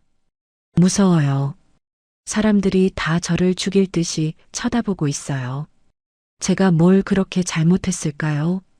천명이가 지팡이 소리를 내며 며느리에게 다가왔습니다.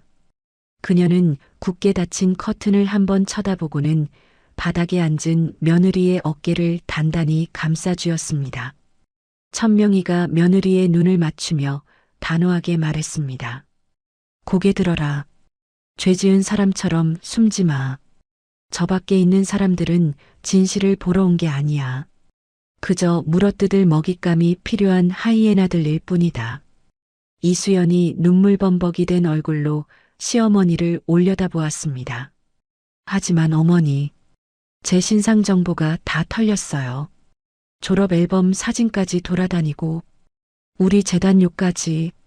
저 때문에 어머니 명예까지 더러워졌어요. 죄송해서 어떡해요. 천명이가 손수건을 꺼내 며느리의 눈물을 거칠게 닦아주며 대답했습니다. 내 명예는 내가 지킨다. 너는 내 마음이나 지켜. 지금 무너지면 저들이 원하는 대로 되는 거야. 알겠니?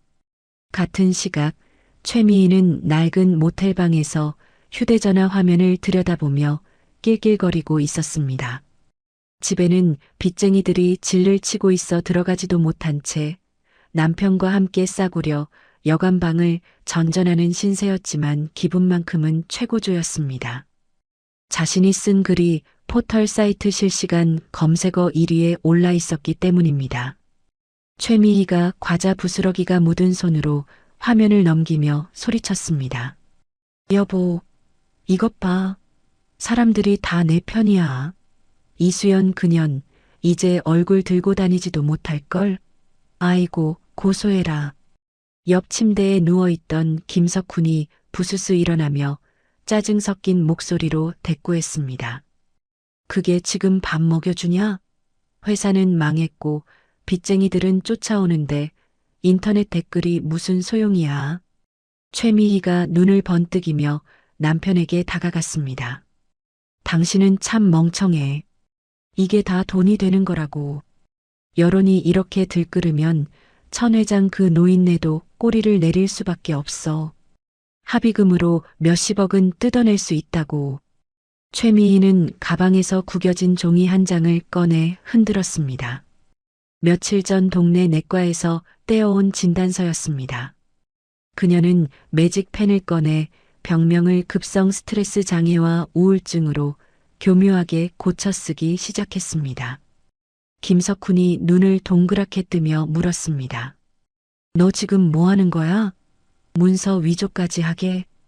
최미희가 코웃음을 치며 대답했습니다. 위조는 무슨. 내가 그년 때문에 스트레스 받아서 잠도 못 자는 건 사실이잖아. 이거 찍어서 올리면 사람들 동정심이 더 폭발할 거야. 두고 봐. 최미희는 조작된 진단서 사진을 찍어 다시 한번 게시판에 올렸습니다. 재벌 며느리의 폭언 때문에 정신과 치료까지 받고 있습니다. 살려주세요. 라는 자극적인 제목과 함께 말이죠. 반응은 폭발적이었습니다. 네티즌들은 이수연을 살인 미수범이라 부르며 더욱 거세게 비난하기 시작했습니다. 그때 김석훈의 휴대전화가 울렸습니다. 모르는 번호였지만 그는 본능적으로 중요한 전화임을 직감했습니다. 김석훈이 목소리를 가다듬으며 전화를 받았습니다. 여보세요? 네, 제가 김석훈입니다만. 네, 방송국이요? 전화를 끄는 김석훈의 얼굴에 화색이 돌았습니다. 시사 고발 프로그램의 PD가 인터뷰를 요청한 것입니다. 김석훈이 최미희의 어깨를 치며 흥분해서 말했습니다. 여보, 방송국에서 연락 왔어. 우리 억울한 사연을 취재하고 싶대. 이거 진짜 대박이다. 방송 타면 우리 회사 다시 살릴 수 있어. 최미희가 거울을 보며 입술에 립스틱을 짙게 바르며 웃었습니다. 거봐, 내 말이 맞지? 이제 우린 스타가 되는 거야. 이수연, 넌 이제 끝장이다. 오후 2시 천명희 회장의 서재에는 무거운 침묵이 흐르고 있었습니다. 그룹 홍보실장이 식은땀을 흘리며 서 있었고 천명희는 창밖을 응시한 채 묵묵부답이었습니다. 홍보실장이 조심스럽게 입을 열었습니다. 회장님, 여론이 너무 안 좋습니다. 일단 사과문이라도 발표해서 급한 불을 끄는 게 좋겠습니다. 재단 후원 취소 전화도 빗발치고 있습니다. 천명희가 천천히 고개를 돌려 홍보실장을 노려보았습니다. 사과? 죄 지은 게 없는데 무슨 사과를 해? 거짓말쟁이들에게 고개를 숙이면 그게 바로 죄를 인정하는 꼴이 되는 거야. 홍보실장이 난처한 표정으로 다시 설득했습니다. 하지만 대중들은 진실보다 감정에 휩쓸리기 쉽습니다. 일단 저 자세로 나가서 동정심을 유발해야. 천명희가 책상을 쾅 내리치며 호통을 쳤습니다. 듣기 싫다. 내 며느리는 피해자야. 피해자가 가해자한테 비는 세상이 어디 있어? 나는 타협 안 해. 끝까지 간다. 홍보실장이 입을 다물고 고개를 숙였습니다. 천명희는 인터폰을 눌러 비서실장을 호출했습니다. 잠시 후 박 실장이 서류 가방을 들고 들어왔습니다. 천명희가 박 실장에게 손짓하며 물었습니다. 준비는 다 됐나? 박 실장이 비장한 표정으로 고개를 끄덕였습니다. 네, 회장님. 방송국 쪽에 자료 넘길 준비 마쳤습니다. 그리고 호텔 CCTV 원본 영상과 최미애 씨 동창들의 증언 녹취록도 확보했습니다. 천명희의 입가에 서늘한 미소가 번졌습니다. 좋아. 저들이 방송국 카메라 앞에 서는 순간이 바로 제삿날이 될 거야. 가장 높은 곳에서 떨어뜨려야 뼈도 못 추리는 법이지. 천명희는 자리에서 일어나 서재 한쪽에 걸린 가족 사진을 바라보았습니다. 사진 속 수연은 환하게 웃고 있었지만 지금은 방구석에 처박혀 울고 있을 터였습니다. 천명희의 눈빛이 매섭게 빛났습니다. 천명희가 나지막이 명령했습니다. 지금 터뜨려. 하나도 남김없이 싹 다 공개해. 오후 4시 방송국 대기실. 최미희는 방송 출연을 앞두고 메이크업을 받고 있었습니다. 방송국에서 제공해준 의상을 입고 조명 아래 앉아 있으니 정말 연예인이라도 된 기분이었습니다. 김석훈 역시 옆에서 넥타이를 매만지며 거울을 보고 있었죠. 최미희가 거울 속 자신을 보며 코디네이터에게 거만하게 말했습니다. 언니, 눈 화장 좀 더 슬퍼 보이게 해줘요. 눈물 흘릴 때 번지지 않게 워터프루프로 하고. 아, 그리고 피부가 너무 좋아 보이면 안 되는데. 수척해 보여야 하거든요. 코디네이터가 억지 웃음을 지으며 대답했습니다. 네, 사모님. 최대한 자연스럽게 해드릴게요. 최미희는 속으로 쾌재를 불렀습니다. 이 방송이 나가면 자신은 갑질 재벌가에 맞선 용감한 시민이 될 것이고 후원금도 쏟아질 것이라 확신했습니다. 이수연이 무릎 꿇고 비는 상상을 하니 웃음이 절로 나왔습니다. 김석훈이 긴장된 목소리로 물었습니다. 여보, 대본 외웠어? 횡령 이야기는 쏙 빼고 억울하게 계약 해지당한 것만 강조해야 해. 최미희가 눈을 흘기며 대꾸했습니다. 걱정 마. 내가 연기는 좀 하잖아. 눈물 몇 방울이면 게임 끝이야. 그때 대기실 문이 열리고 PD가 들어왔습니다. 그런데 PD의 표정이 어딘가 묘했습니다. 당황한 기색이 역력했죠. PD가 머뭇거리며 말했습니다. 두 분, 녹화 들어갈 시간 다 됐습니다. 로비로 이동하시죠. 최미희가 자리에서 벌떡 일어나며 활짝 웃었습니다. 아유, 벌써 시간이 그렇게 됐나요? 가시죠. 우리 억울한 사연 전국 방방곡곡에 알려야죠. 최미희는 김석훈의 팔짱을 끼고 당당하게 복도로 나갔습니다. 방송국 직원들이 지나가며 힐끔거렸지만 그녀는 그 시선을 관심과 응원으로 착각하고 손까지 흔들어 보였습니다. 방송국 로비에 들어서자 웅성거리는 소리가 들려왔습니다. 로비 중앙에 설치된 대형 멀티비전 앞에 사람들이 모여 있었죠. 최미희가 김석훈의 옆구리를 찌르며 속삭였습니다. 여보, 저것 봐. 사람들이 우리 알아보나 봐. 벌써 소문이 났나? 김석훈이 어깨를 으쓱하며 거들먹거렸습니다. 허허, 역시 방송의 힘이란 대단하구만. 가서 인사나 한번 할까? 두 사람이 사람들 쪽으로 다가가려는 순간 최미희의 핸드백 속에 있던 휴대전화가 미친 듯이 울리기 시작했습니다.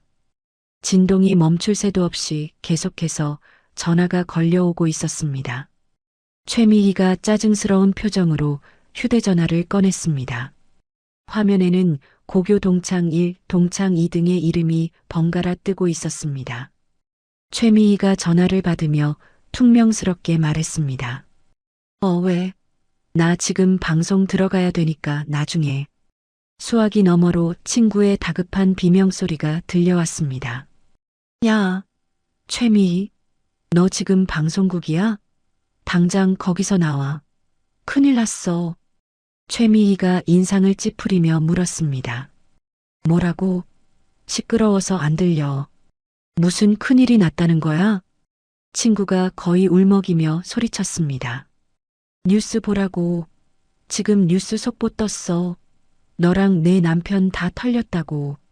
그 순간 로비에 있는 사람들의 시선이 일제히 최미희와 김석훈에게 꽂혔습니다. 존경이나 호기심 어린 눈빛이 아니었습니다.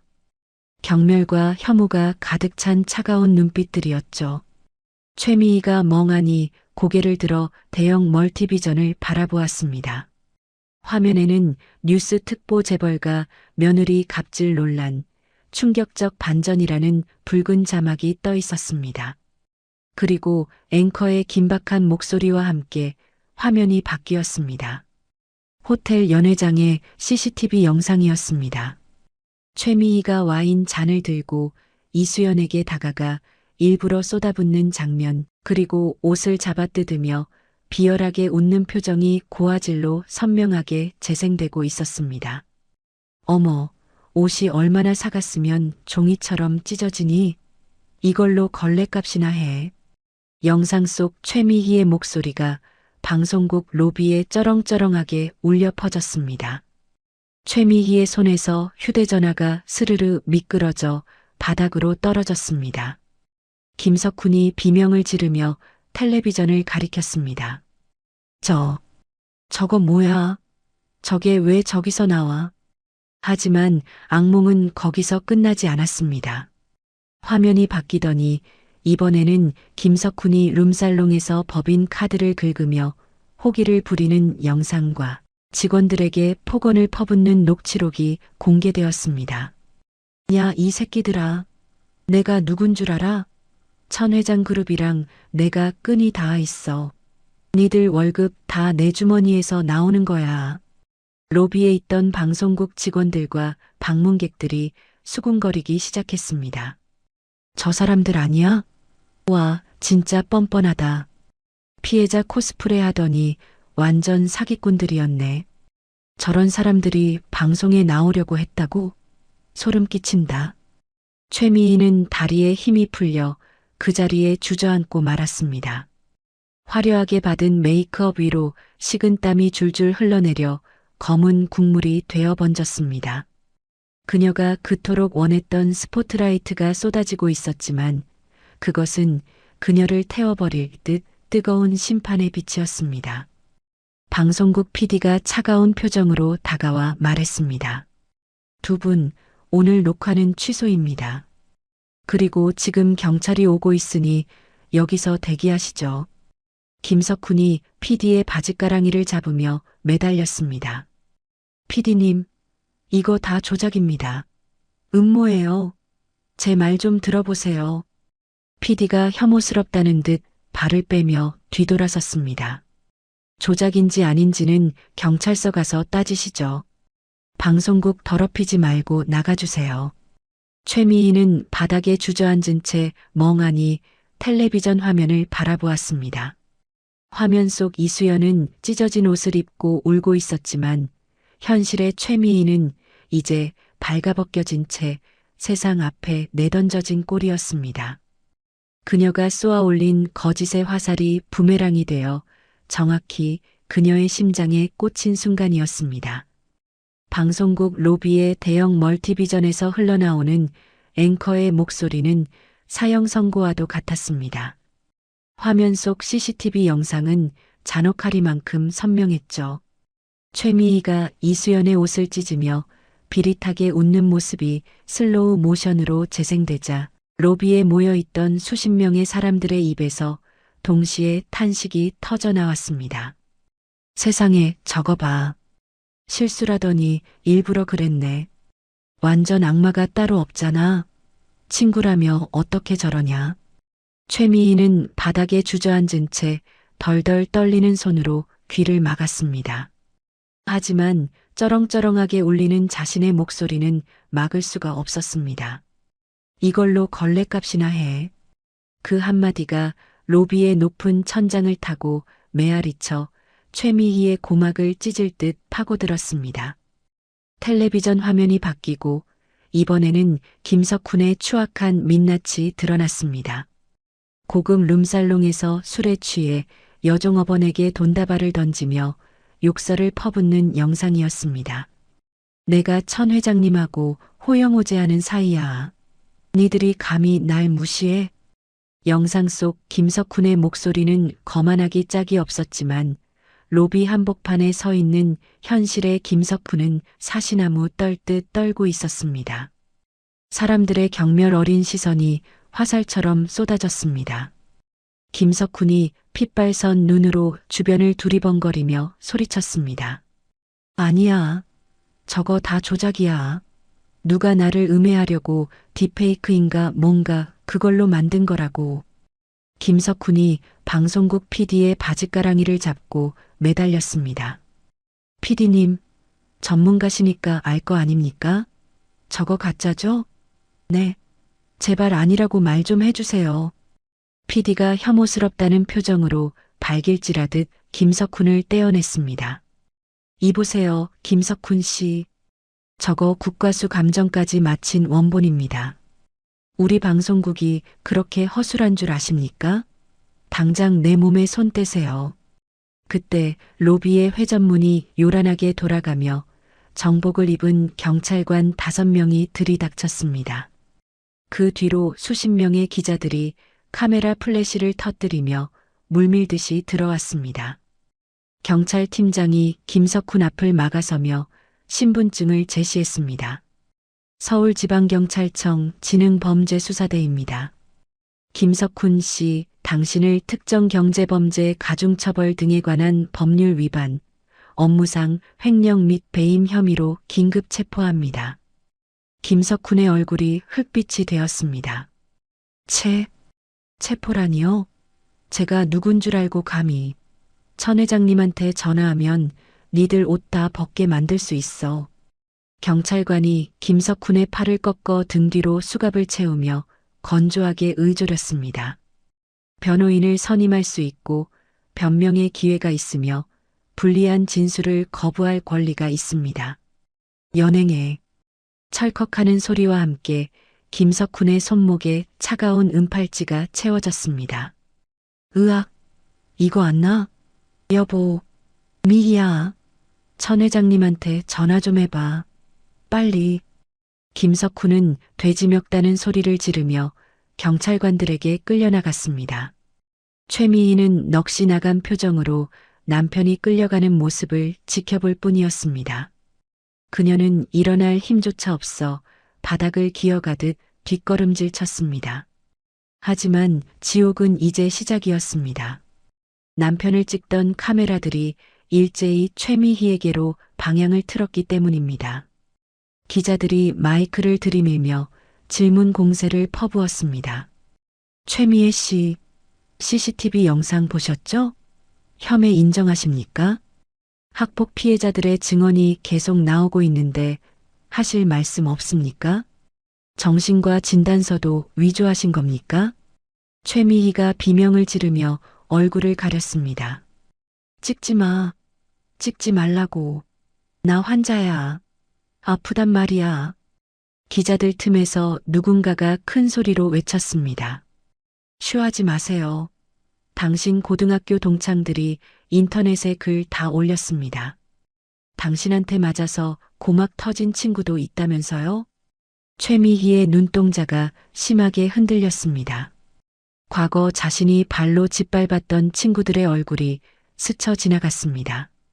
영원히 묻힐 줄 알았던 그 기억들이 좀비처럼 되살아나 그녀의 목을 조르고 있었습니다. 최미희는 공포에 질려 거품을 물고 실신한 척 연기를 시도했습니다.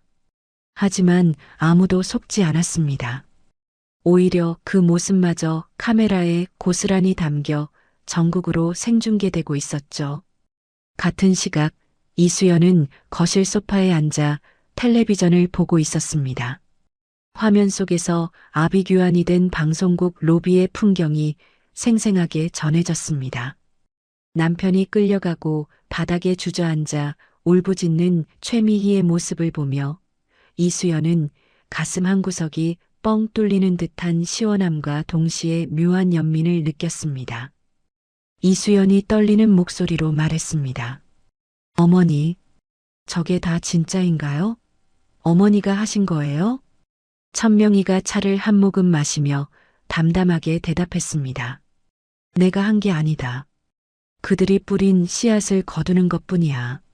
나는 그저 거울을 비춰줬을 뿐이란다. 자신들의 추악한 모습을 똑바로 보라고 말이야.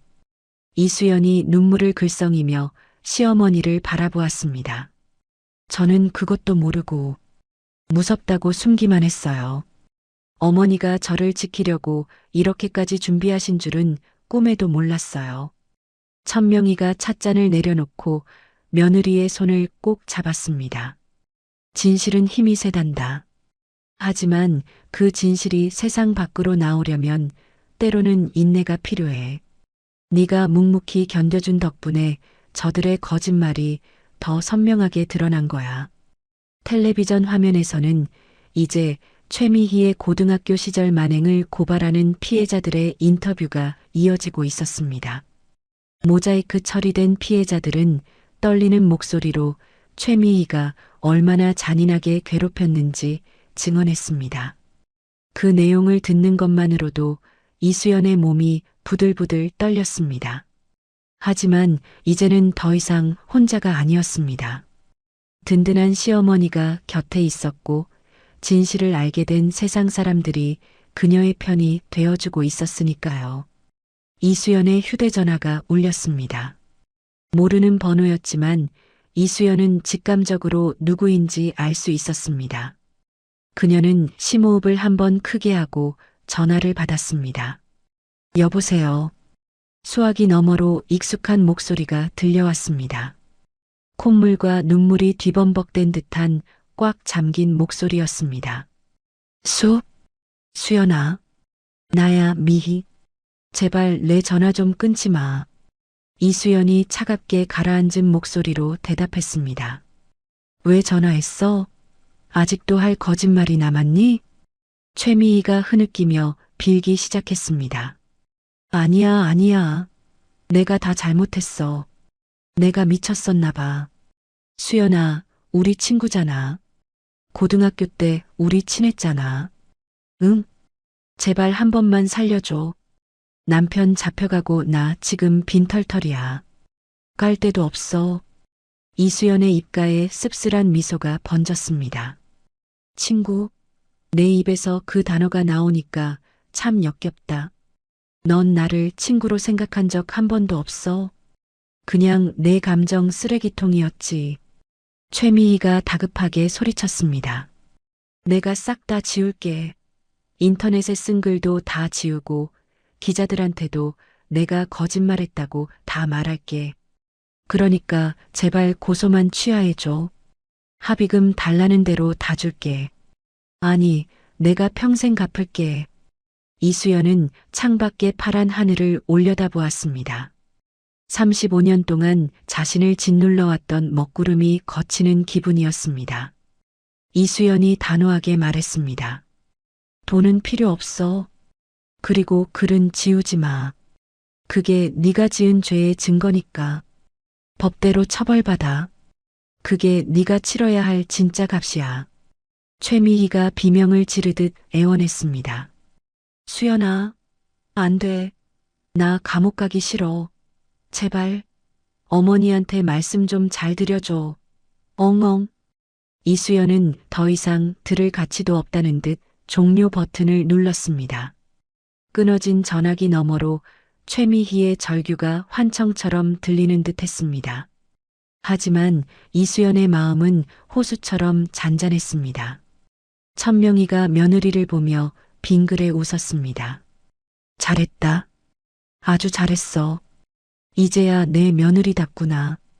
이수연이 시어머니에게 마주 웃어 보였습니다. 감사해요, 어머니. 이제 정말 다 끝난 것 같아요. 인터넷 여론은 그야말로 대반전이었습니다. 이수연을 비난하던 댓글들은 순식간에 사라지고 그 자리에 응원과 사과의 메시지가 도배되었습니다. 이수연 이사장님, 오해해서 죄송합니다. 정말 힘드셨겠어요. 사이다, 시어머니 대박. 저런 분이 진짜 어른이지. 최미의 저 여자 신상 털렸는데 완전 막장이네. 콩밥 제대로 먹여야 함. 진실은 결국 승리한다. 천명희 회장님 큰 그림 소름 돋네. 사람들은 천명희 회장을 간명히 사이다 시어머니라고 부르며 찬양했고 이수연에게는 인생 역전 며느리 외유내강의 아이콘이라는 별명을 붙여주었습니다. 천명재단의 후원 문의 전화는 업무가 마비될 정도로 폭주했습니다.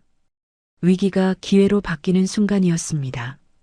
며칠 뒤 천명의 그룹 본사 대회의실에서는 긴급 기자회견이 열렸습니다. 법무팀장이 단상에 올라 공식 입장을 발표했습니다. 법무팀장이 마이크를 잡고 또렷하게 말했습니다.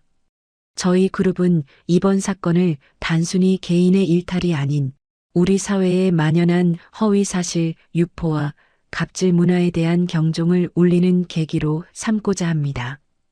최미애 씨와 김석훈 씨에 대해서는 민형사상 가능한 모든 법적 조치를 취할 것이며 어떠한 합의나 선처도 없을 것입니다. 기자들의 플래시가 쉴 새 없이 터졌습니다. 이 장면을 구치소 독방에 갇힌 김석훈이 텔레비전으로 지켜보고 있었습니다. 그는 죄수복을 입은 채 바닥을 치며 통곡했습니다. 내가 미쳤지. 내가 왜 그 파티에 가서. 으악. 교도관이 철창을 곤봉으로 탁탁 치며 소리쳤습니다. 조용히 해. 여기가 안방인 줄 알아? 김석훈은 쥐 죽은 듯 입을 다물고 구석에 웅크렸습니다. 차가운 시멘트 바닥의 냉기가 뼛속까지 스며들었습니다. 화려했던 사장님 놀이는 끝났고 이제 그에게 남은 것은 차가운 쇠창살뿐이었습니다. 최미희는 허름한 고시원 방에서 컵라면으로 끼니를 때우고 있었습니다.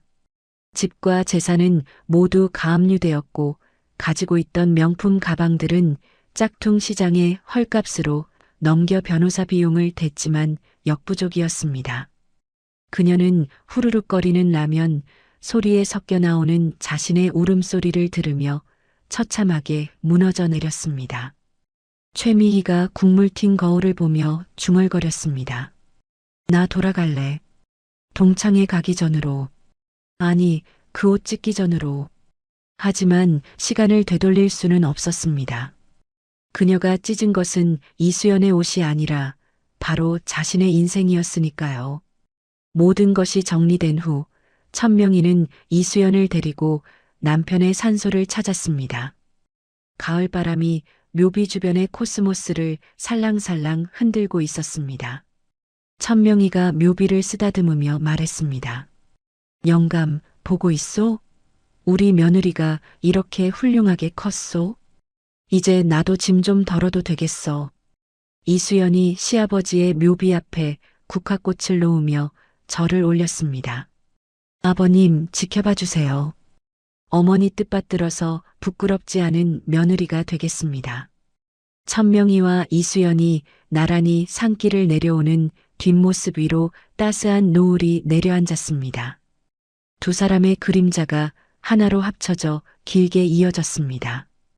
그것은 피보다 진한 연대로 맺어진 세상에서 가장 아름다운 고부의 모습이었습니다. 계절이 바뀌어 찬 바람이 불기 시작한 늦가을, 서울중앙지방법원 형사법정에는 무거운 정적이 감돌고 있었습니다. 피고인석에 선 김석훈은 수의를 입은 채 고개를 푹 숙이고 있었고, 방청석 구석에는 초라한 행색의 최미희가 손을 모으고 앉아 있었습니다. 판사가 판결문을 읽어 내려가기 시작했습니다. 피고인 김석훈은 우월적 지위를 이용하여 하청업체들에게 부당한 압력을 행사하고 회사 돈을 사적으로 유용하는 등 죄질이 매우 불량하다. 또한 반성하는 기미 없이 증거를 인멸하려 한 정황이 포착되었다. 이에 피고인에게 징역 3년을 선고한다. 탕. 판사 봉소리가 법정에 울려 퍼지자 김석훈이 비명을 지르며 난동을 부리기 시작했습니다. 김석훈이 교도관들에게 끌려가며 소리쳤습니다. 이건 무효야. 내가 뭘 그렇게 잘못했는데. 억울해. 여보, 변호사 좀 더 비싼 놈으로 써봐. 최미희가 자리에서 일어났지만 차마 남편에게 다가가지 못했습니다. 그녀의 주머니에는 동전 몇 개와 압류 딱지가 붙은 집에서 챙겨 나온 꼬깃꼬깃한 지폐 몇 장이 전부였으니까요. 김석훈이 법정 밖으로 끌려나가고 문이 닫히자 최미희는 그 자리에 힘없이 주저앉았습니다. 법정을 빠져나온 최미희는 멍하니 거리를 걸었습니다. 화려한 명품으로 치장했던 과거의 모습은 온데간데 없고 보풀이 인 낡은 코트와 벗겨진 구두만이 그녀의 현재를 말해주고 있었습니다. 지나가던 사람들이 그녀를 보고 수군거렸습니다. 저 여자 뉴스에 나왔던 그 갑질녀 아니야? 맞네. 최미희. 와, 실물 보니까 진짜 꼴불견이다. 쌤통이네. 최미희가 황급히 코트깃을 세워 얼굴을 가렸습니다. 하지만 사람들의 비난 어린 시선은 피할 수가 없었습니다. 그녀는 도망치듯 골목길로 접어들어 숨을 헐떡였습니다. 배에서 꼬르륵 소리가 났지만 사 먹을 돈도 없었습니다. 편의점 유리창에 비친 자신의 모습은 영락없는 노숙자 꼴이었습니다. 최미희가 유리창에 비친 자신을 향해 중얼거렸습니다. 내가 왜 이렇게 됐지? 난 그냥 남들보다 조금 더 잘나 보이고 싶었을 뿐인데. 그녀의 눈에서 뒤늦은 후회의 눈물이 흘러내려 때 묻은 볼을 타고 흘렀습니다. 하지만 그 눈물을 닦아줄 사람은 아무도 없었습니다. 그녀가 평생을 바쳐 쌓아 올린 허영의 탑이 무너진 자리에는 차가운 바람만이 불고 있었습니다. 3개월 후 천명재단 강당은 사람들로 발 디딜 틈이 없었습니다. 오늘은 재단이 야심차게 준비한 금사자수 프로젝트의 출범식이 열리는 날이었습니다. 상처 입은 여성들의 자립을 돕고 학교 폭력 피해 청소년들을 지원하는 이 프로젝트는 시작 전부터 언론의 뜨거운 관심을 받았습니다. 무대 뒤 대기실, 이수연은 거울을 보며 옷매무새를 다듬고 있었습니다. 그녀가 입고 있는 옷은 다름 아닌 동창의 날 찢어졌던, 그리고 금실로 다시 태어난 그 네이비색 원피스였습니다. 대기실 문이 열리고 천명이가 들어왔습니다. 준비는 다 됐느냐? 긴장하지 말고 평소 하던 대로 해라. 이수연이 시어머니를 보며 환하게 웃었습니다. 네, 어머니. 이상하게 하나도 안 떨려요. 이 옷을 입어서 그런가 봐요. 마치 어머니가 안아주시는 것 같아서 든든해요. 천명이가 며느리의 어깨를 두드려주며 말했습니다. 그래, 그 옷이 너에게 날개를 달아줄 게다. 나가자. 사람들이 기다린다. 이수연이 단상에 오르자 우레와 같은 박수 소리가 쏟아졌습니다. 카메라 플래시가 터지고 사람들의 환호성이 울려 퍼졌지만 이수연은 당황하지 않고 여유롭게 미소를 지으며 마이크 앞에 섰습니다. 이수연이 차분하고 힘있는 목소리로 연설을 시작했습니다. 안녕하십니까? 천명재단 이사장 이수연입니다. 저는 오늘 여러분께 상처에 대해 이야기하고 싶습니다. 저에게도 씻을 수 없는 상처가 있었습니다. 믿었던 친구에게 배신당하고 사람들에게 손가락질 받으며 숨고 싶었던 시간이 있었습니다. 객석이 숙연해졌습니다. 사람들은 이수연의 진솔한 이야기에 귀를 기울였습니다. 이수연이 자신의 옷에 놓인 금빛 자수를 어루만지며 말을 이었습니다. 하지만 그 상처는 저를 무너뜨리지 못했습니다. 오히려 그 찢어진 틈으로 새로운 희망이 스며들었습니다. 찢어진 옷을 금실로 꿰매 더 아름다운 무늬를 만들 듯 우리 재단은 마음이 찢어진 분들의 상처를 덮지 않고 더 단단하고 빛나는 삶의 무늬로 만들어 드릴 것입니다. 연설이 끝나자 기립박수가 터져 나왔습니다. 눈물을 훔치는 사람들도 보였습니다. 이수연은 단상 아래 앉아 있는 천명희를 바라보았습니다. 천명희는 흐뭇한 표정으로 며느리를 향해 엄지를 치켜 세웠습니다. 이수연은 그 순간 자신이 진정한 주인공이 되었음을 느꼈습니다. 행사가 끝나고 며칠 뒤 천명희의 전원주택 정원에는 따스한 오후 햇살이 내리쬐고 있었습니다. 경영 일선에서 완전히 물러난 천명희는 이곳에서 화초를 가꾸며 여유로운 노후를 보내고 있었습니다. 대문이 열리고 이수연이 양손 가득 짐을 들고 들어왔습니다. 어머니, 저 왔어요. 심심하셨죠? 천명희가 호미를 내려놓고 반갑게 맞이했습니다. 오냐 왔다. 주말인데 집에서 쉬지 않고 뭐하러 또 왔어. 이수연이 짐을 내려놓으며 웃었습니다. 어머니랑 차 마시려고 왔죠. 그리고 이거 보세요. 제가 직접 만든 거예요. 이수연이 보자기를 풀자 예쁜 자수가 놓인 무릎 담요가 나왔습니다. 날씨가 쌀쌀해져서 어머니 무릎 시리실까봐 한 땀 한 땀 수놓았어요. 어때요? 천명희가 담요를 받아들고 꼼꼼히 살펴보다가 빙그레 웃었습니다. 솜씨가 제법 늘었구나. 이제 하산해도 되겠다. 두 사람은 정원 테이블에 마주 앉아 향긋한 유자차를 마셨습니다. 붉게 물든 단풍나무 아래서 보내는 평화로운 시간은 그 어떤 보석보다 값지게 느껴졌습니다. 이수연이 찻잔을 만지작거리며 조심스럽게 입을 열었습니다. 어머니, 사실 저 가끔 미희 생각이 나요. 천명희가 찻잔을 내려놓으며 물었습니다. 그래, 미워서 그러냐 아니면 불쌍해서 그러냐? 이수연이 고개를 저으며 대답했습니다.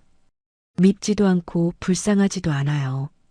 그냥 그 친구 덕분에 제가 진짜 소중한 게 뭔지 알게 된 것 같아서요. 만약 그날 미희가 제 옷을 찢지 않았다면 저는 여전히 제 껍질 속에 갇혀 살았을지도 몰라요. 천명희가 고개를 끄덕이며 말했습니다. 악연도 인연이라더니 틀린 말은 아니구나. 하지만 명심해라. 그 옷을 빛나게 만든 건 금실이 아니라 그 옷을 입고 당당하게 일어선 너 자신이라는 걸. 이수연이 눈을 반짝이며 물었습니다. 어머니, 그럼 어머니가 생각하시는 진짜 명품은 뭐예요? 돈?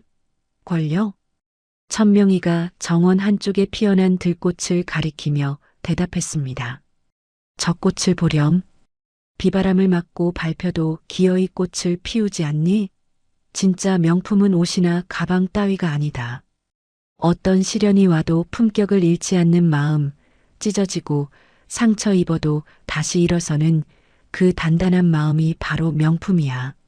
너처럼 말이다. 이수연은 시어머니의 말에 가슴이 뭉클해졌습니다. 35년 전 촌스럽다고 놀림받던 소녀는 이제 없습니다.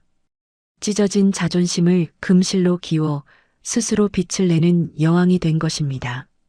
이수연이 시어머니의 손을 꼭 잡았습니다. 어머니, 저 정말 행복해요. 어머니 며느리라서, 그리고 어머니 딸이라서요. 천명이가 며느리의 손을 맞잡으며 따뜻하게 웃었습니다. 나도 그렇다.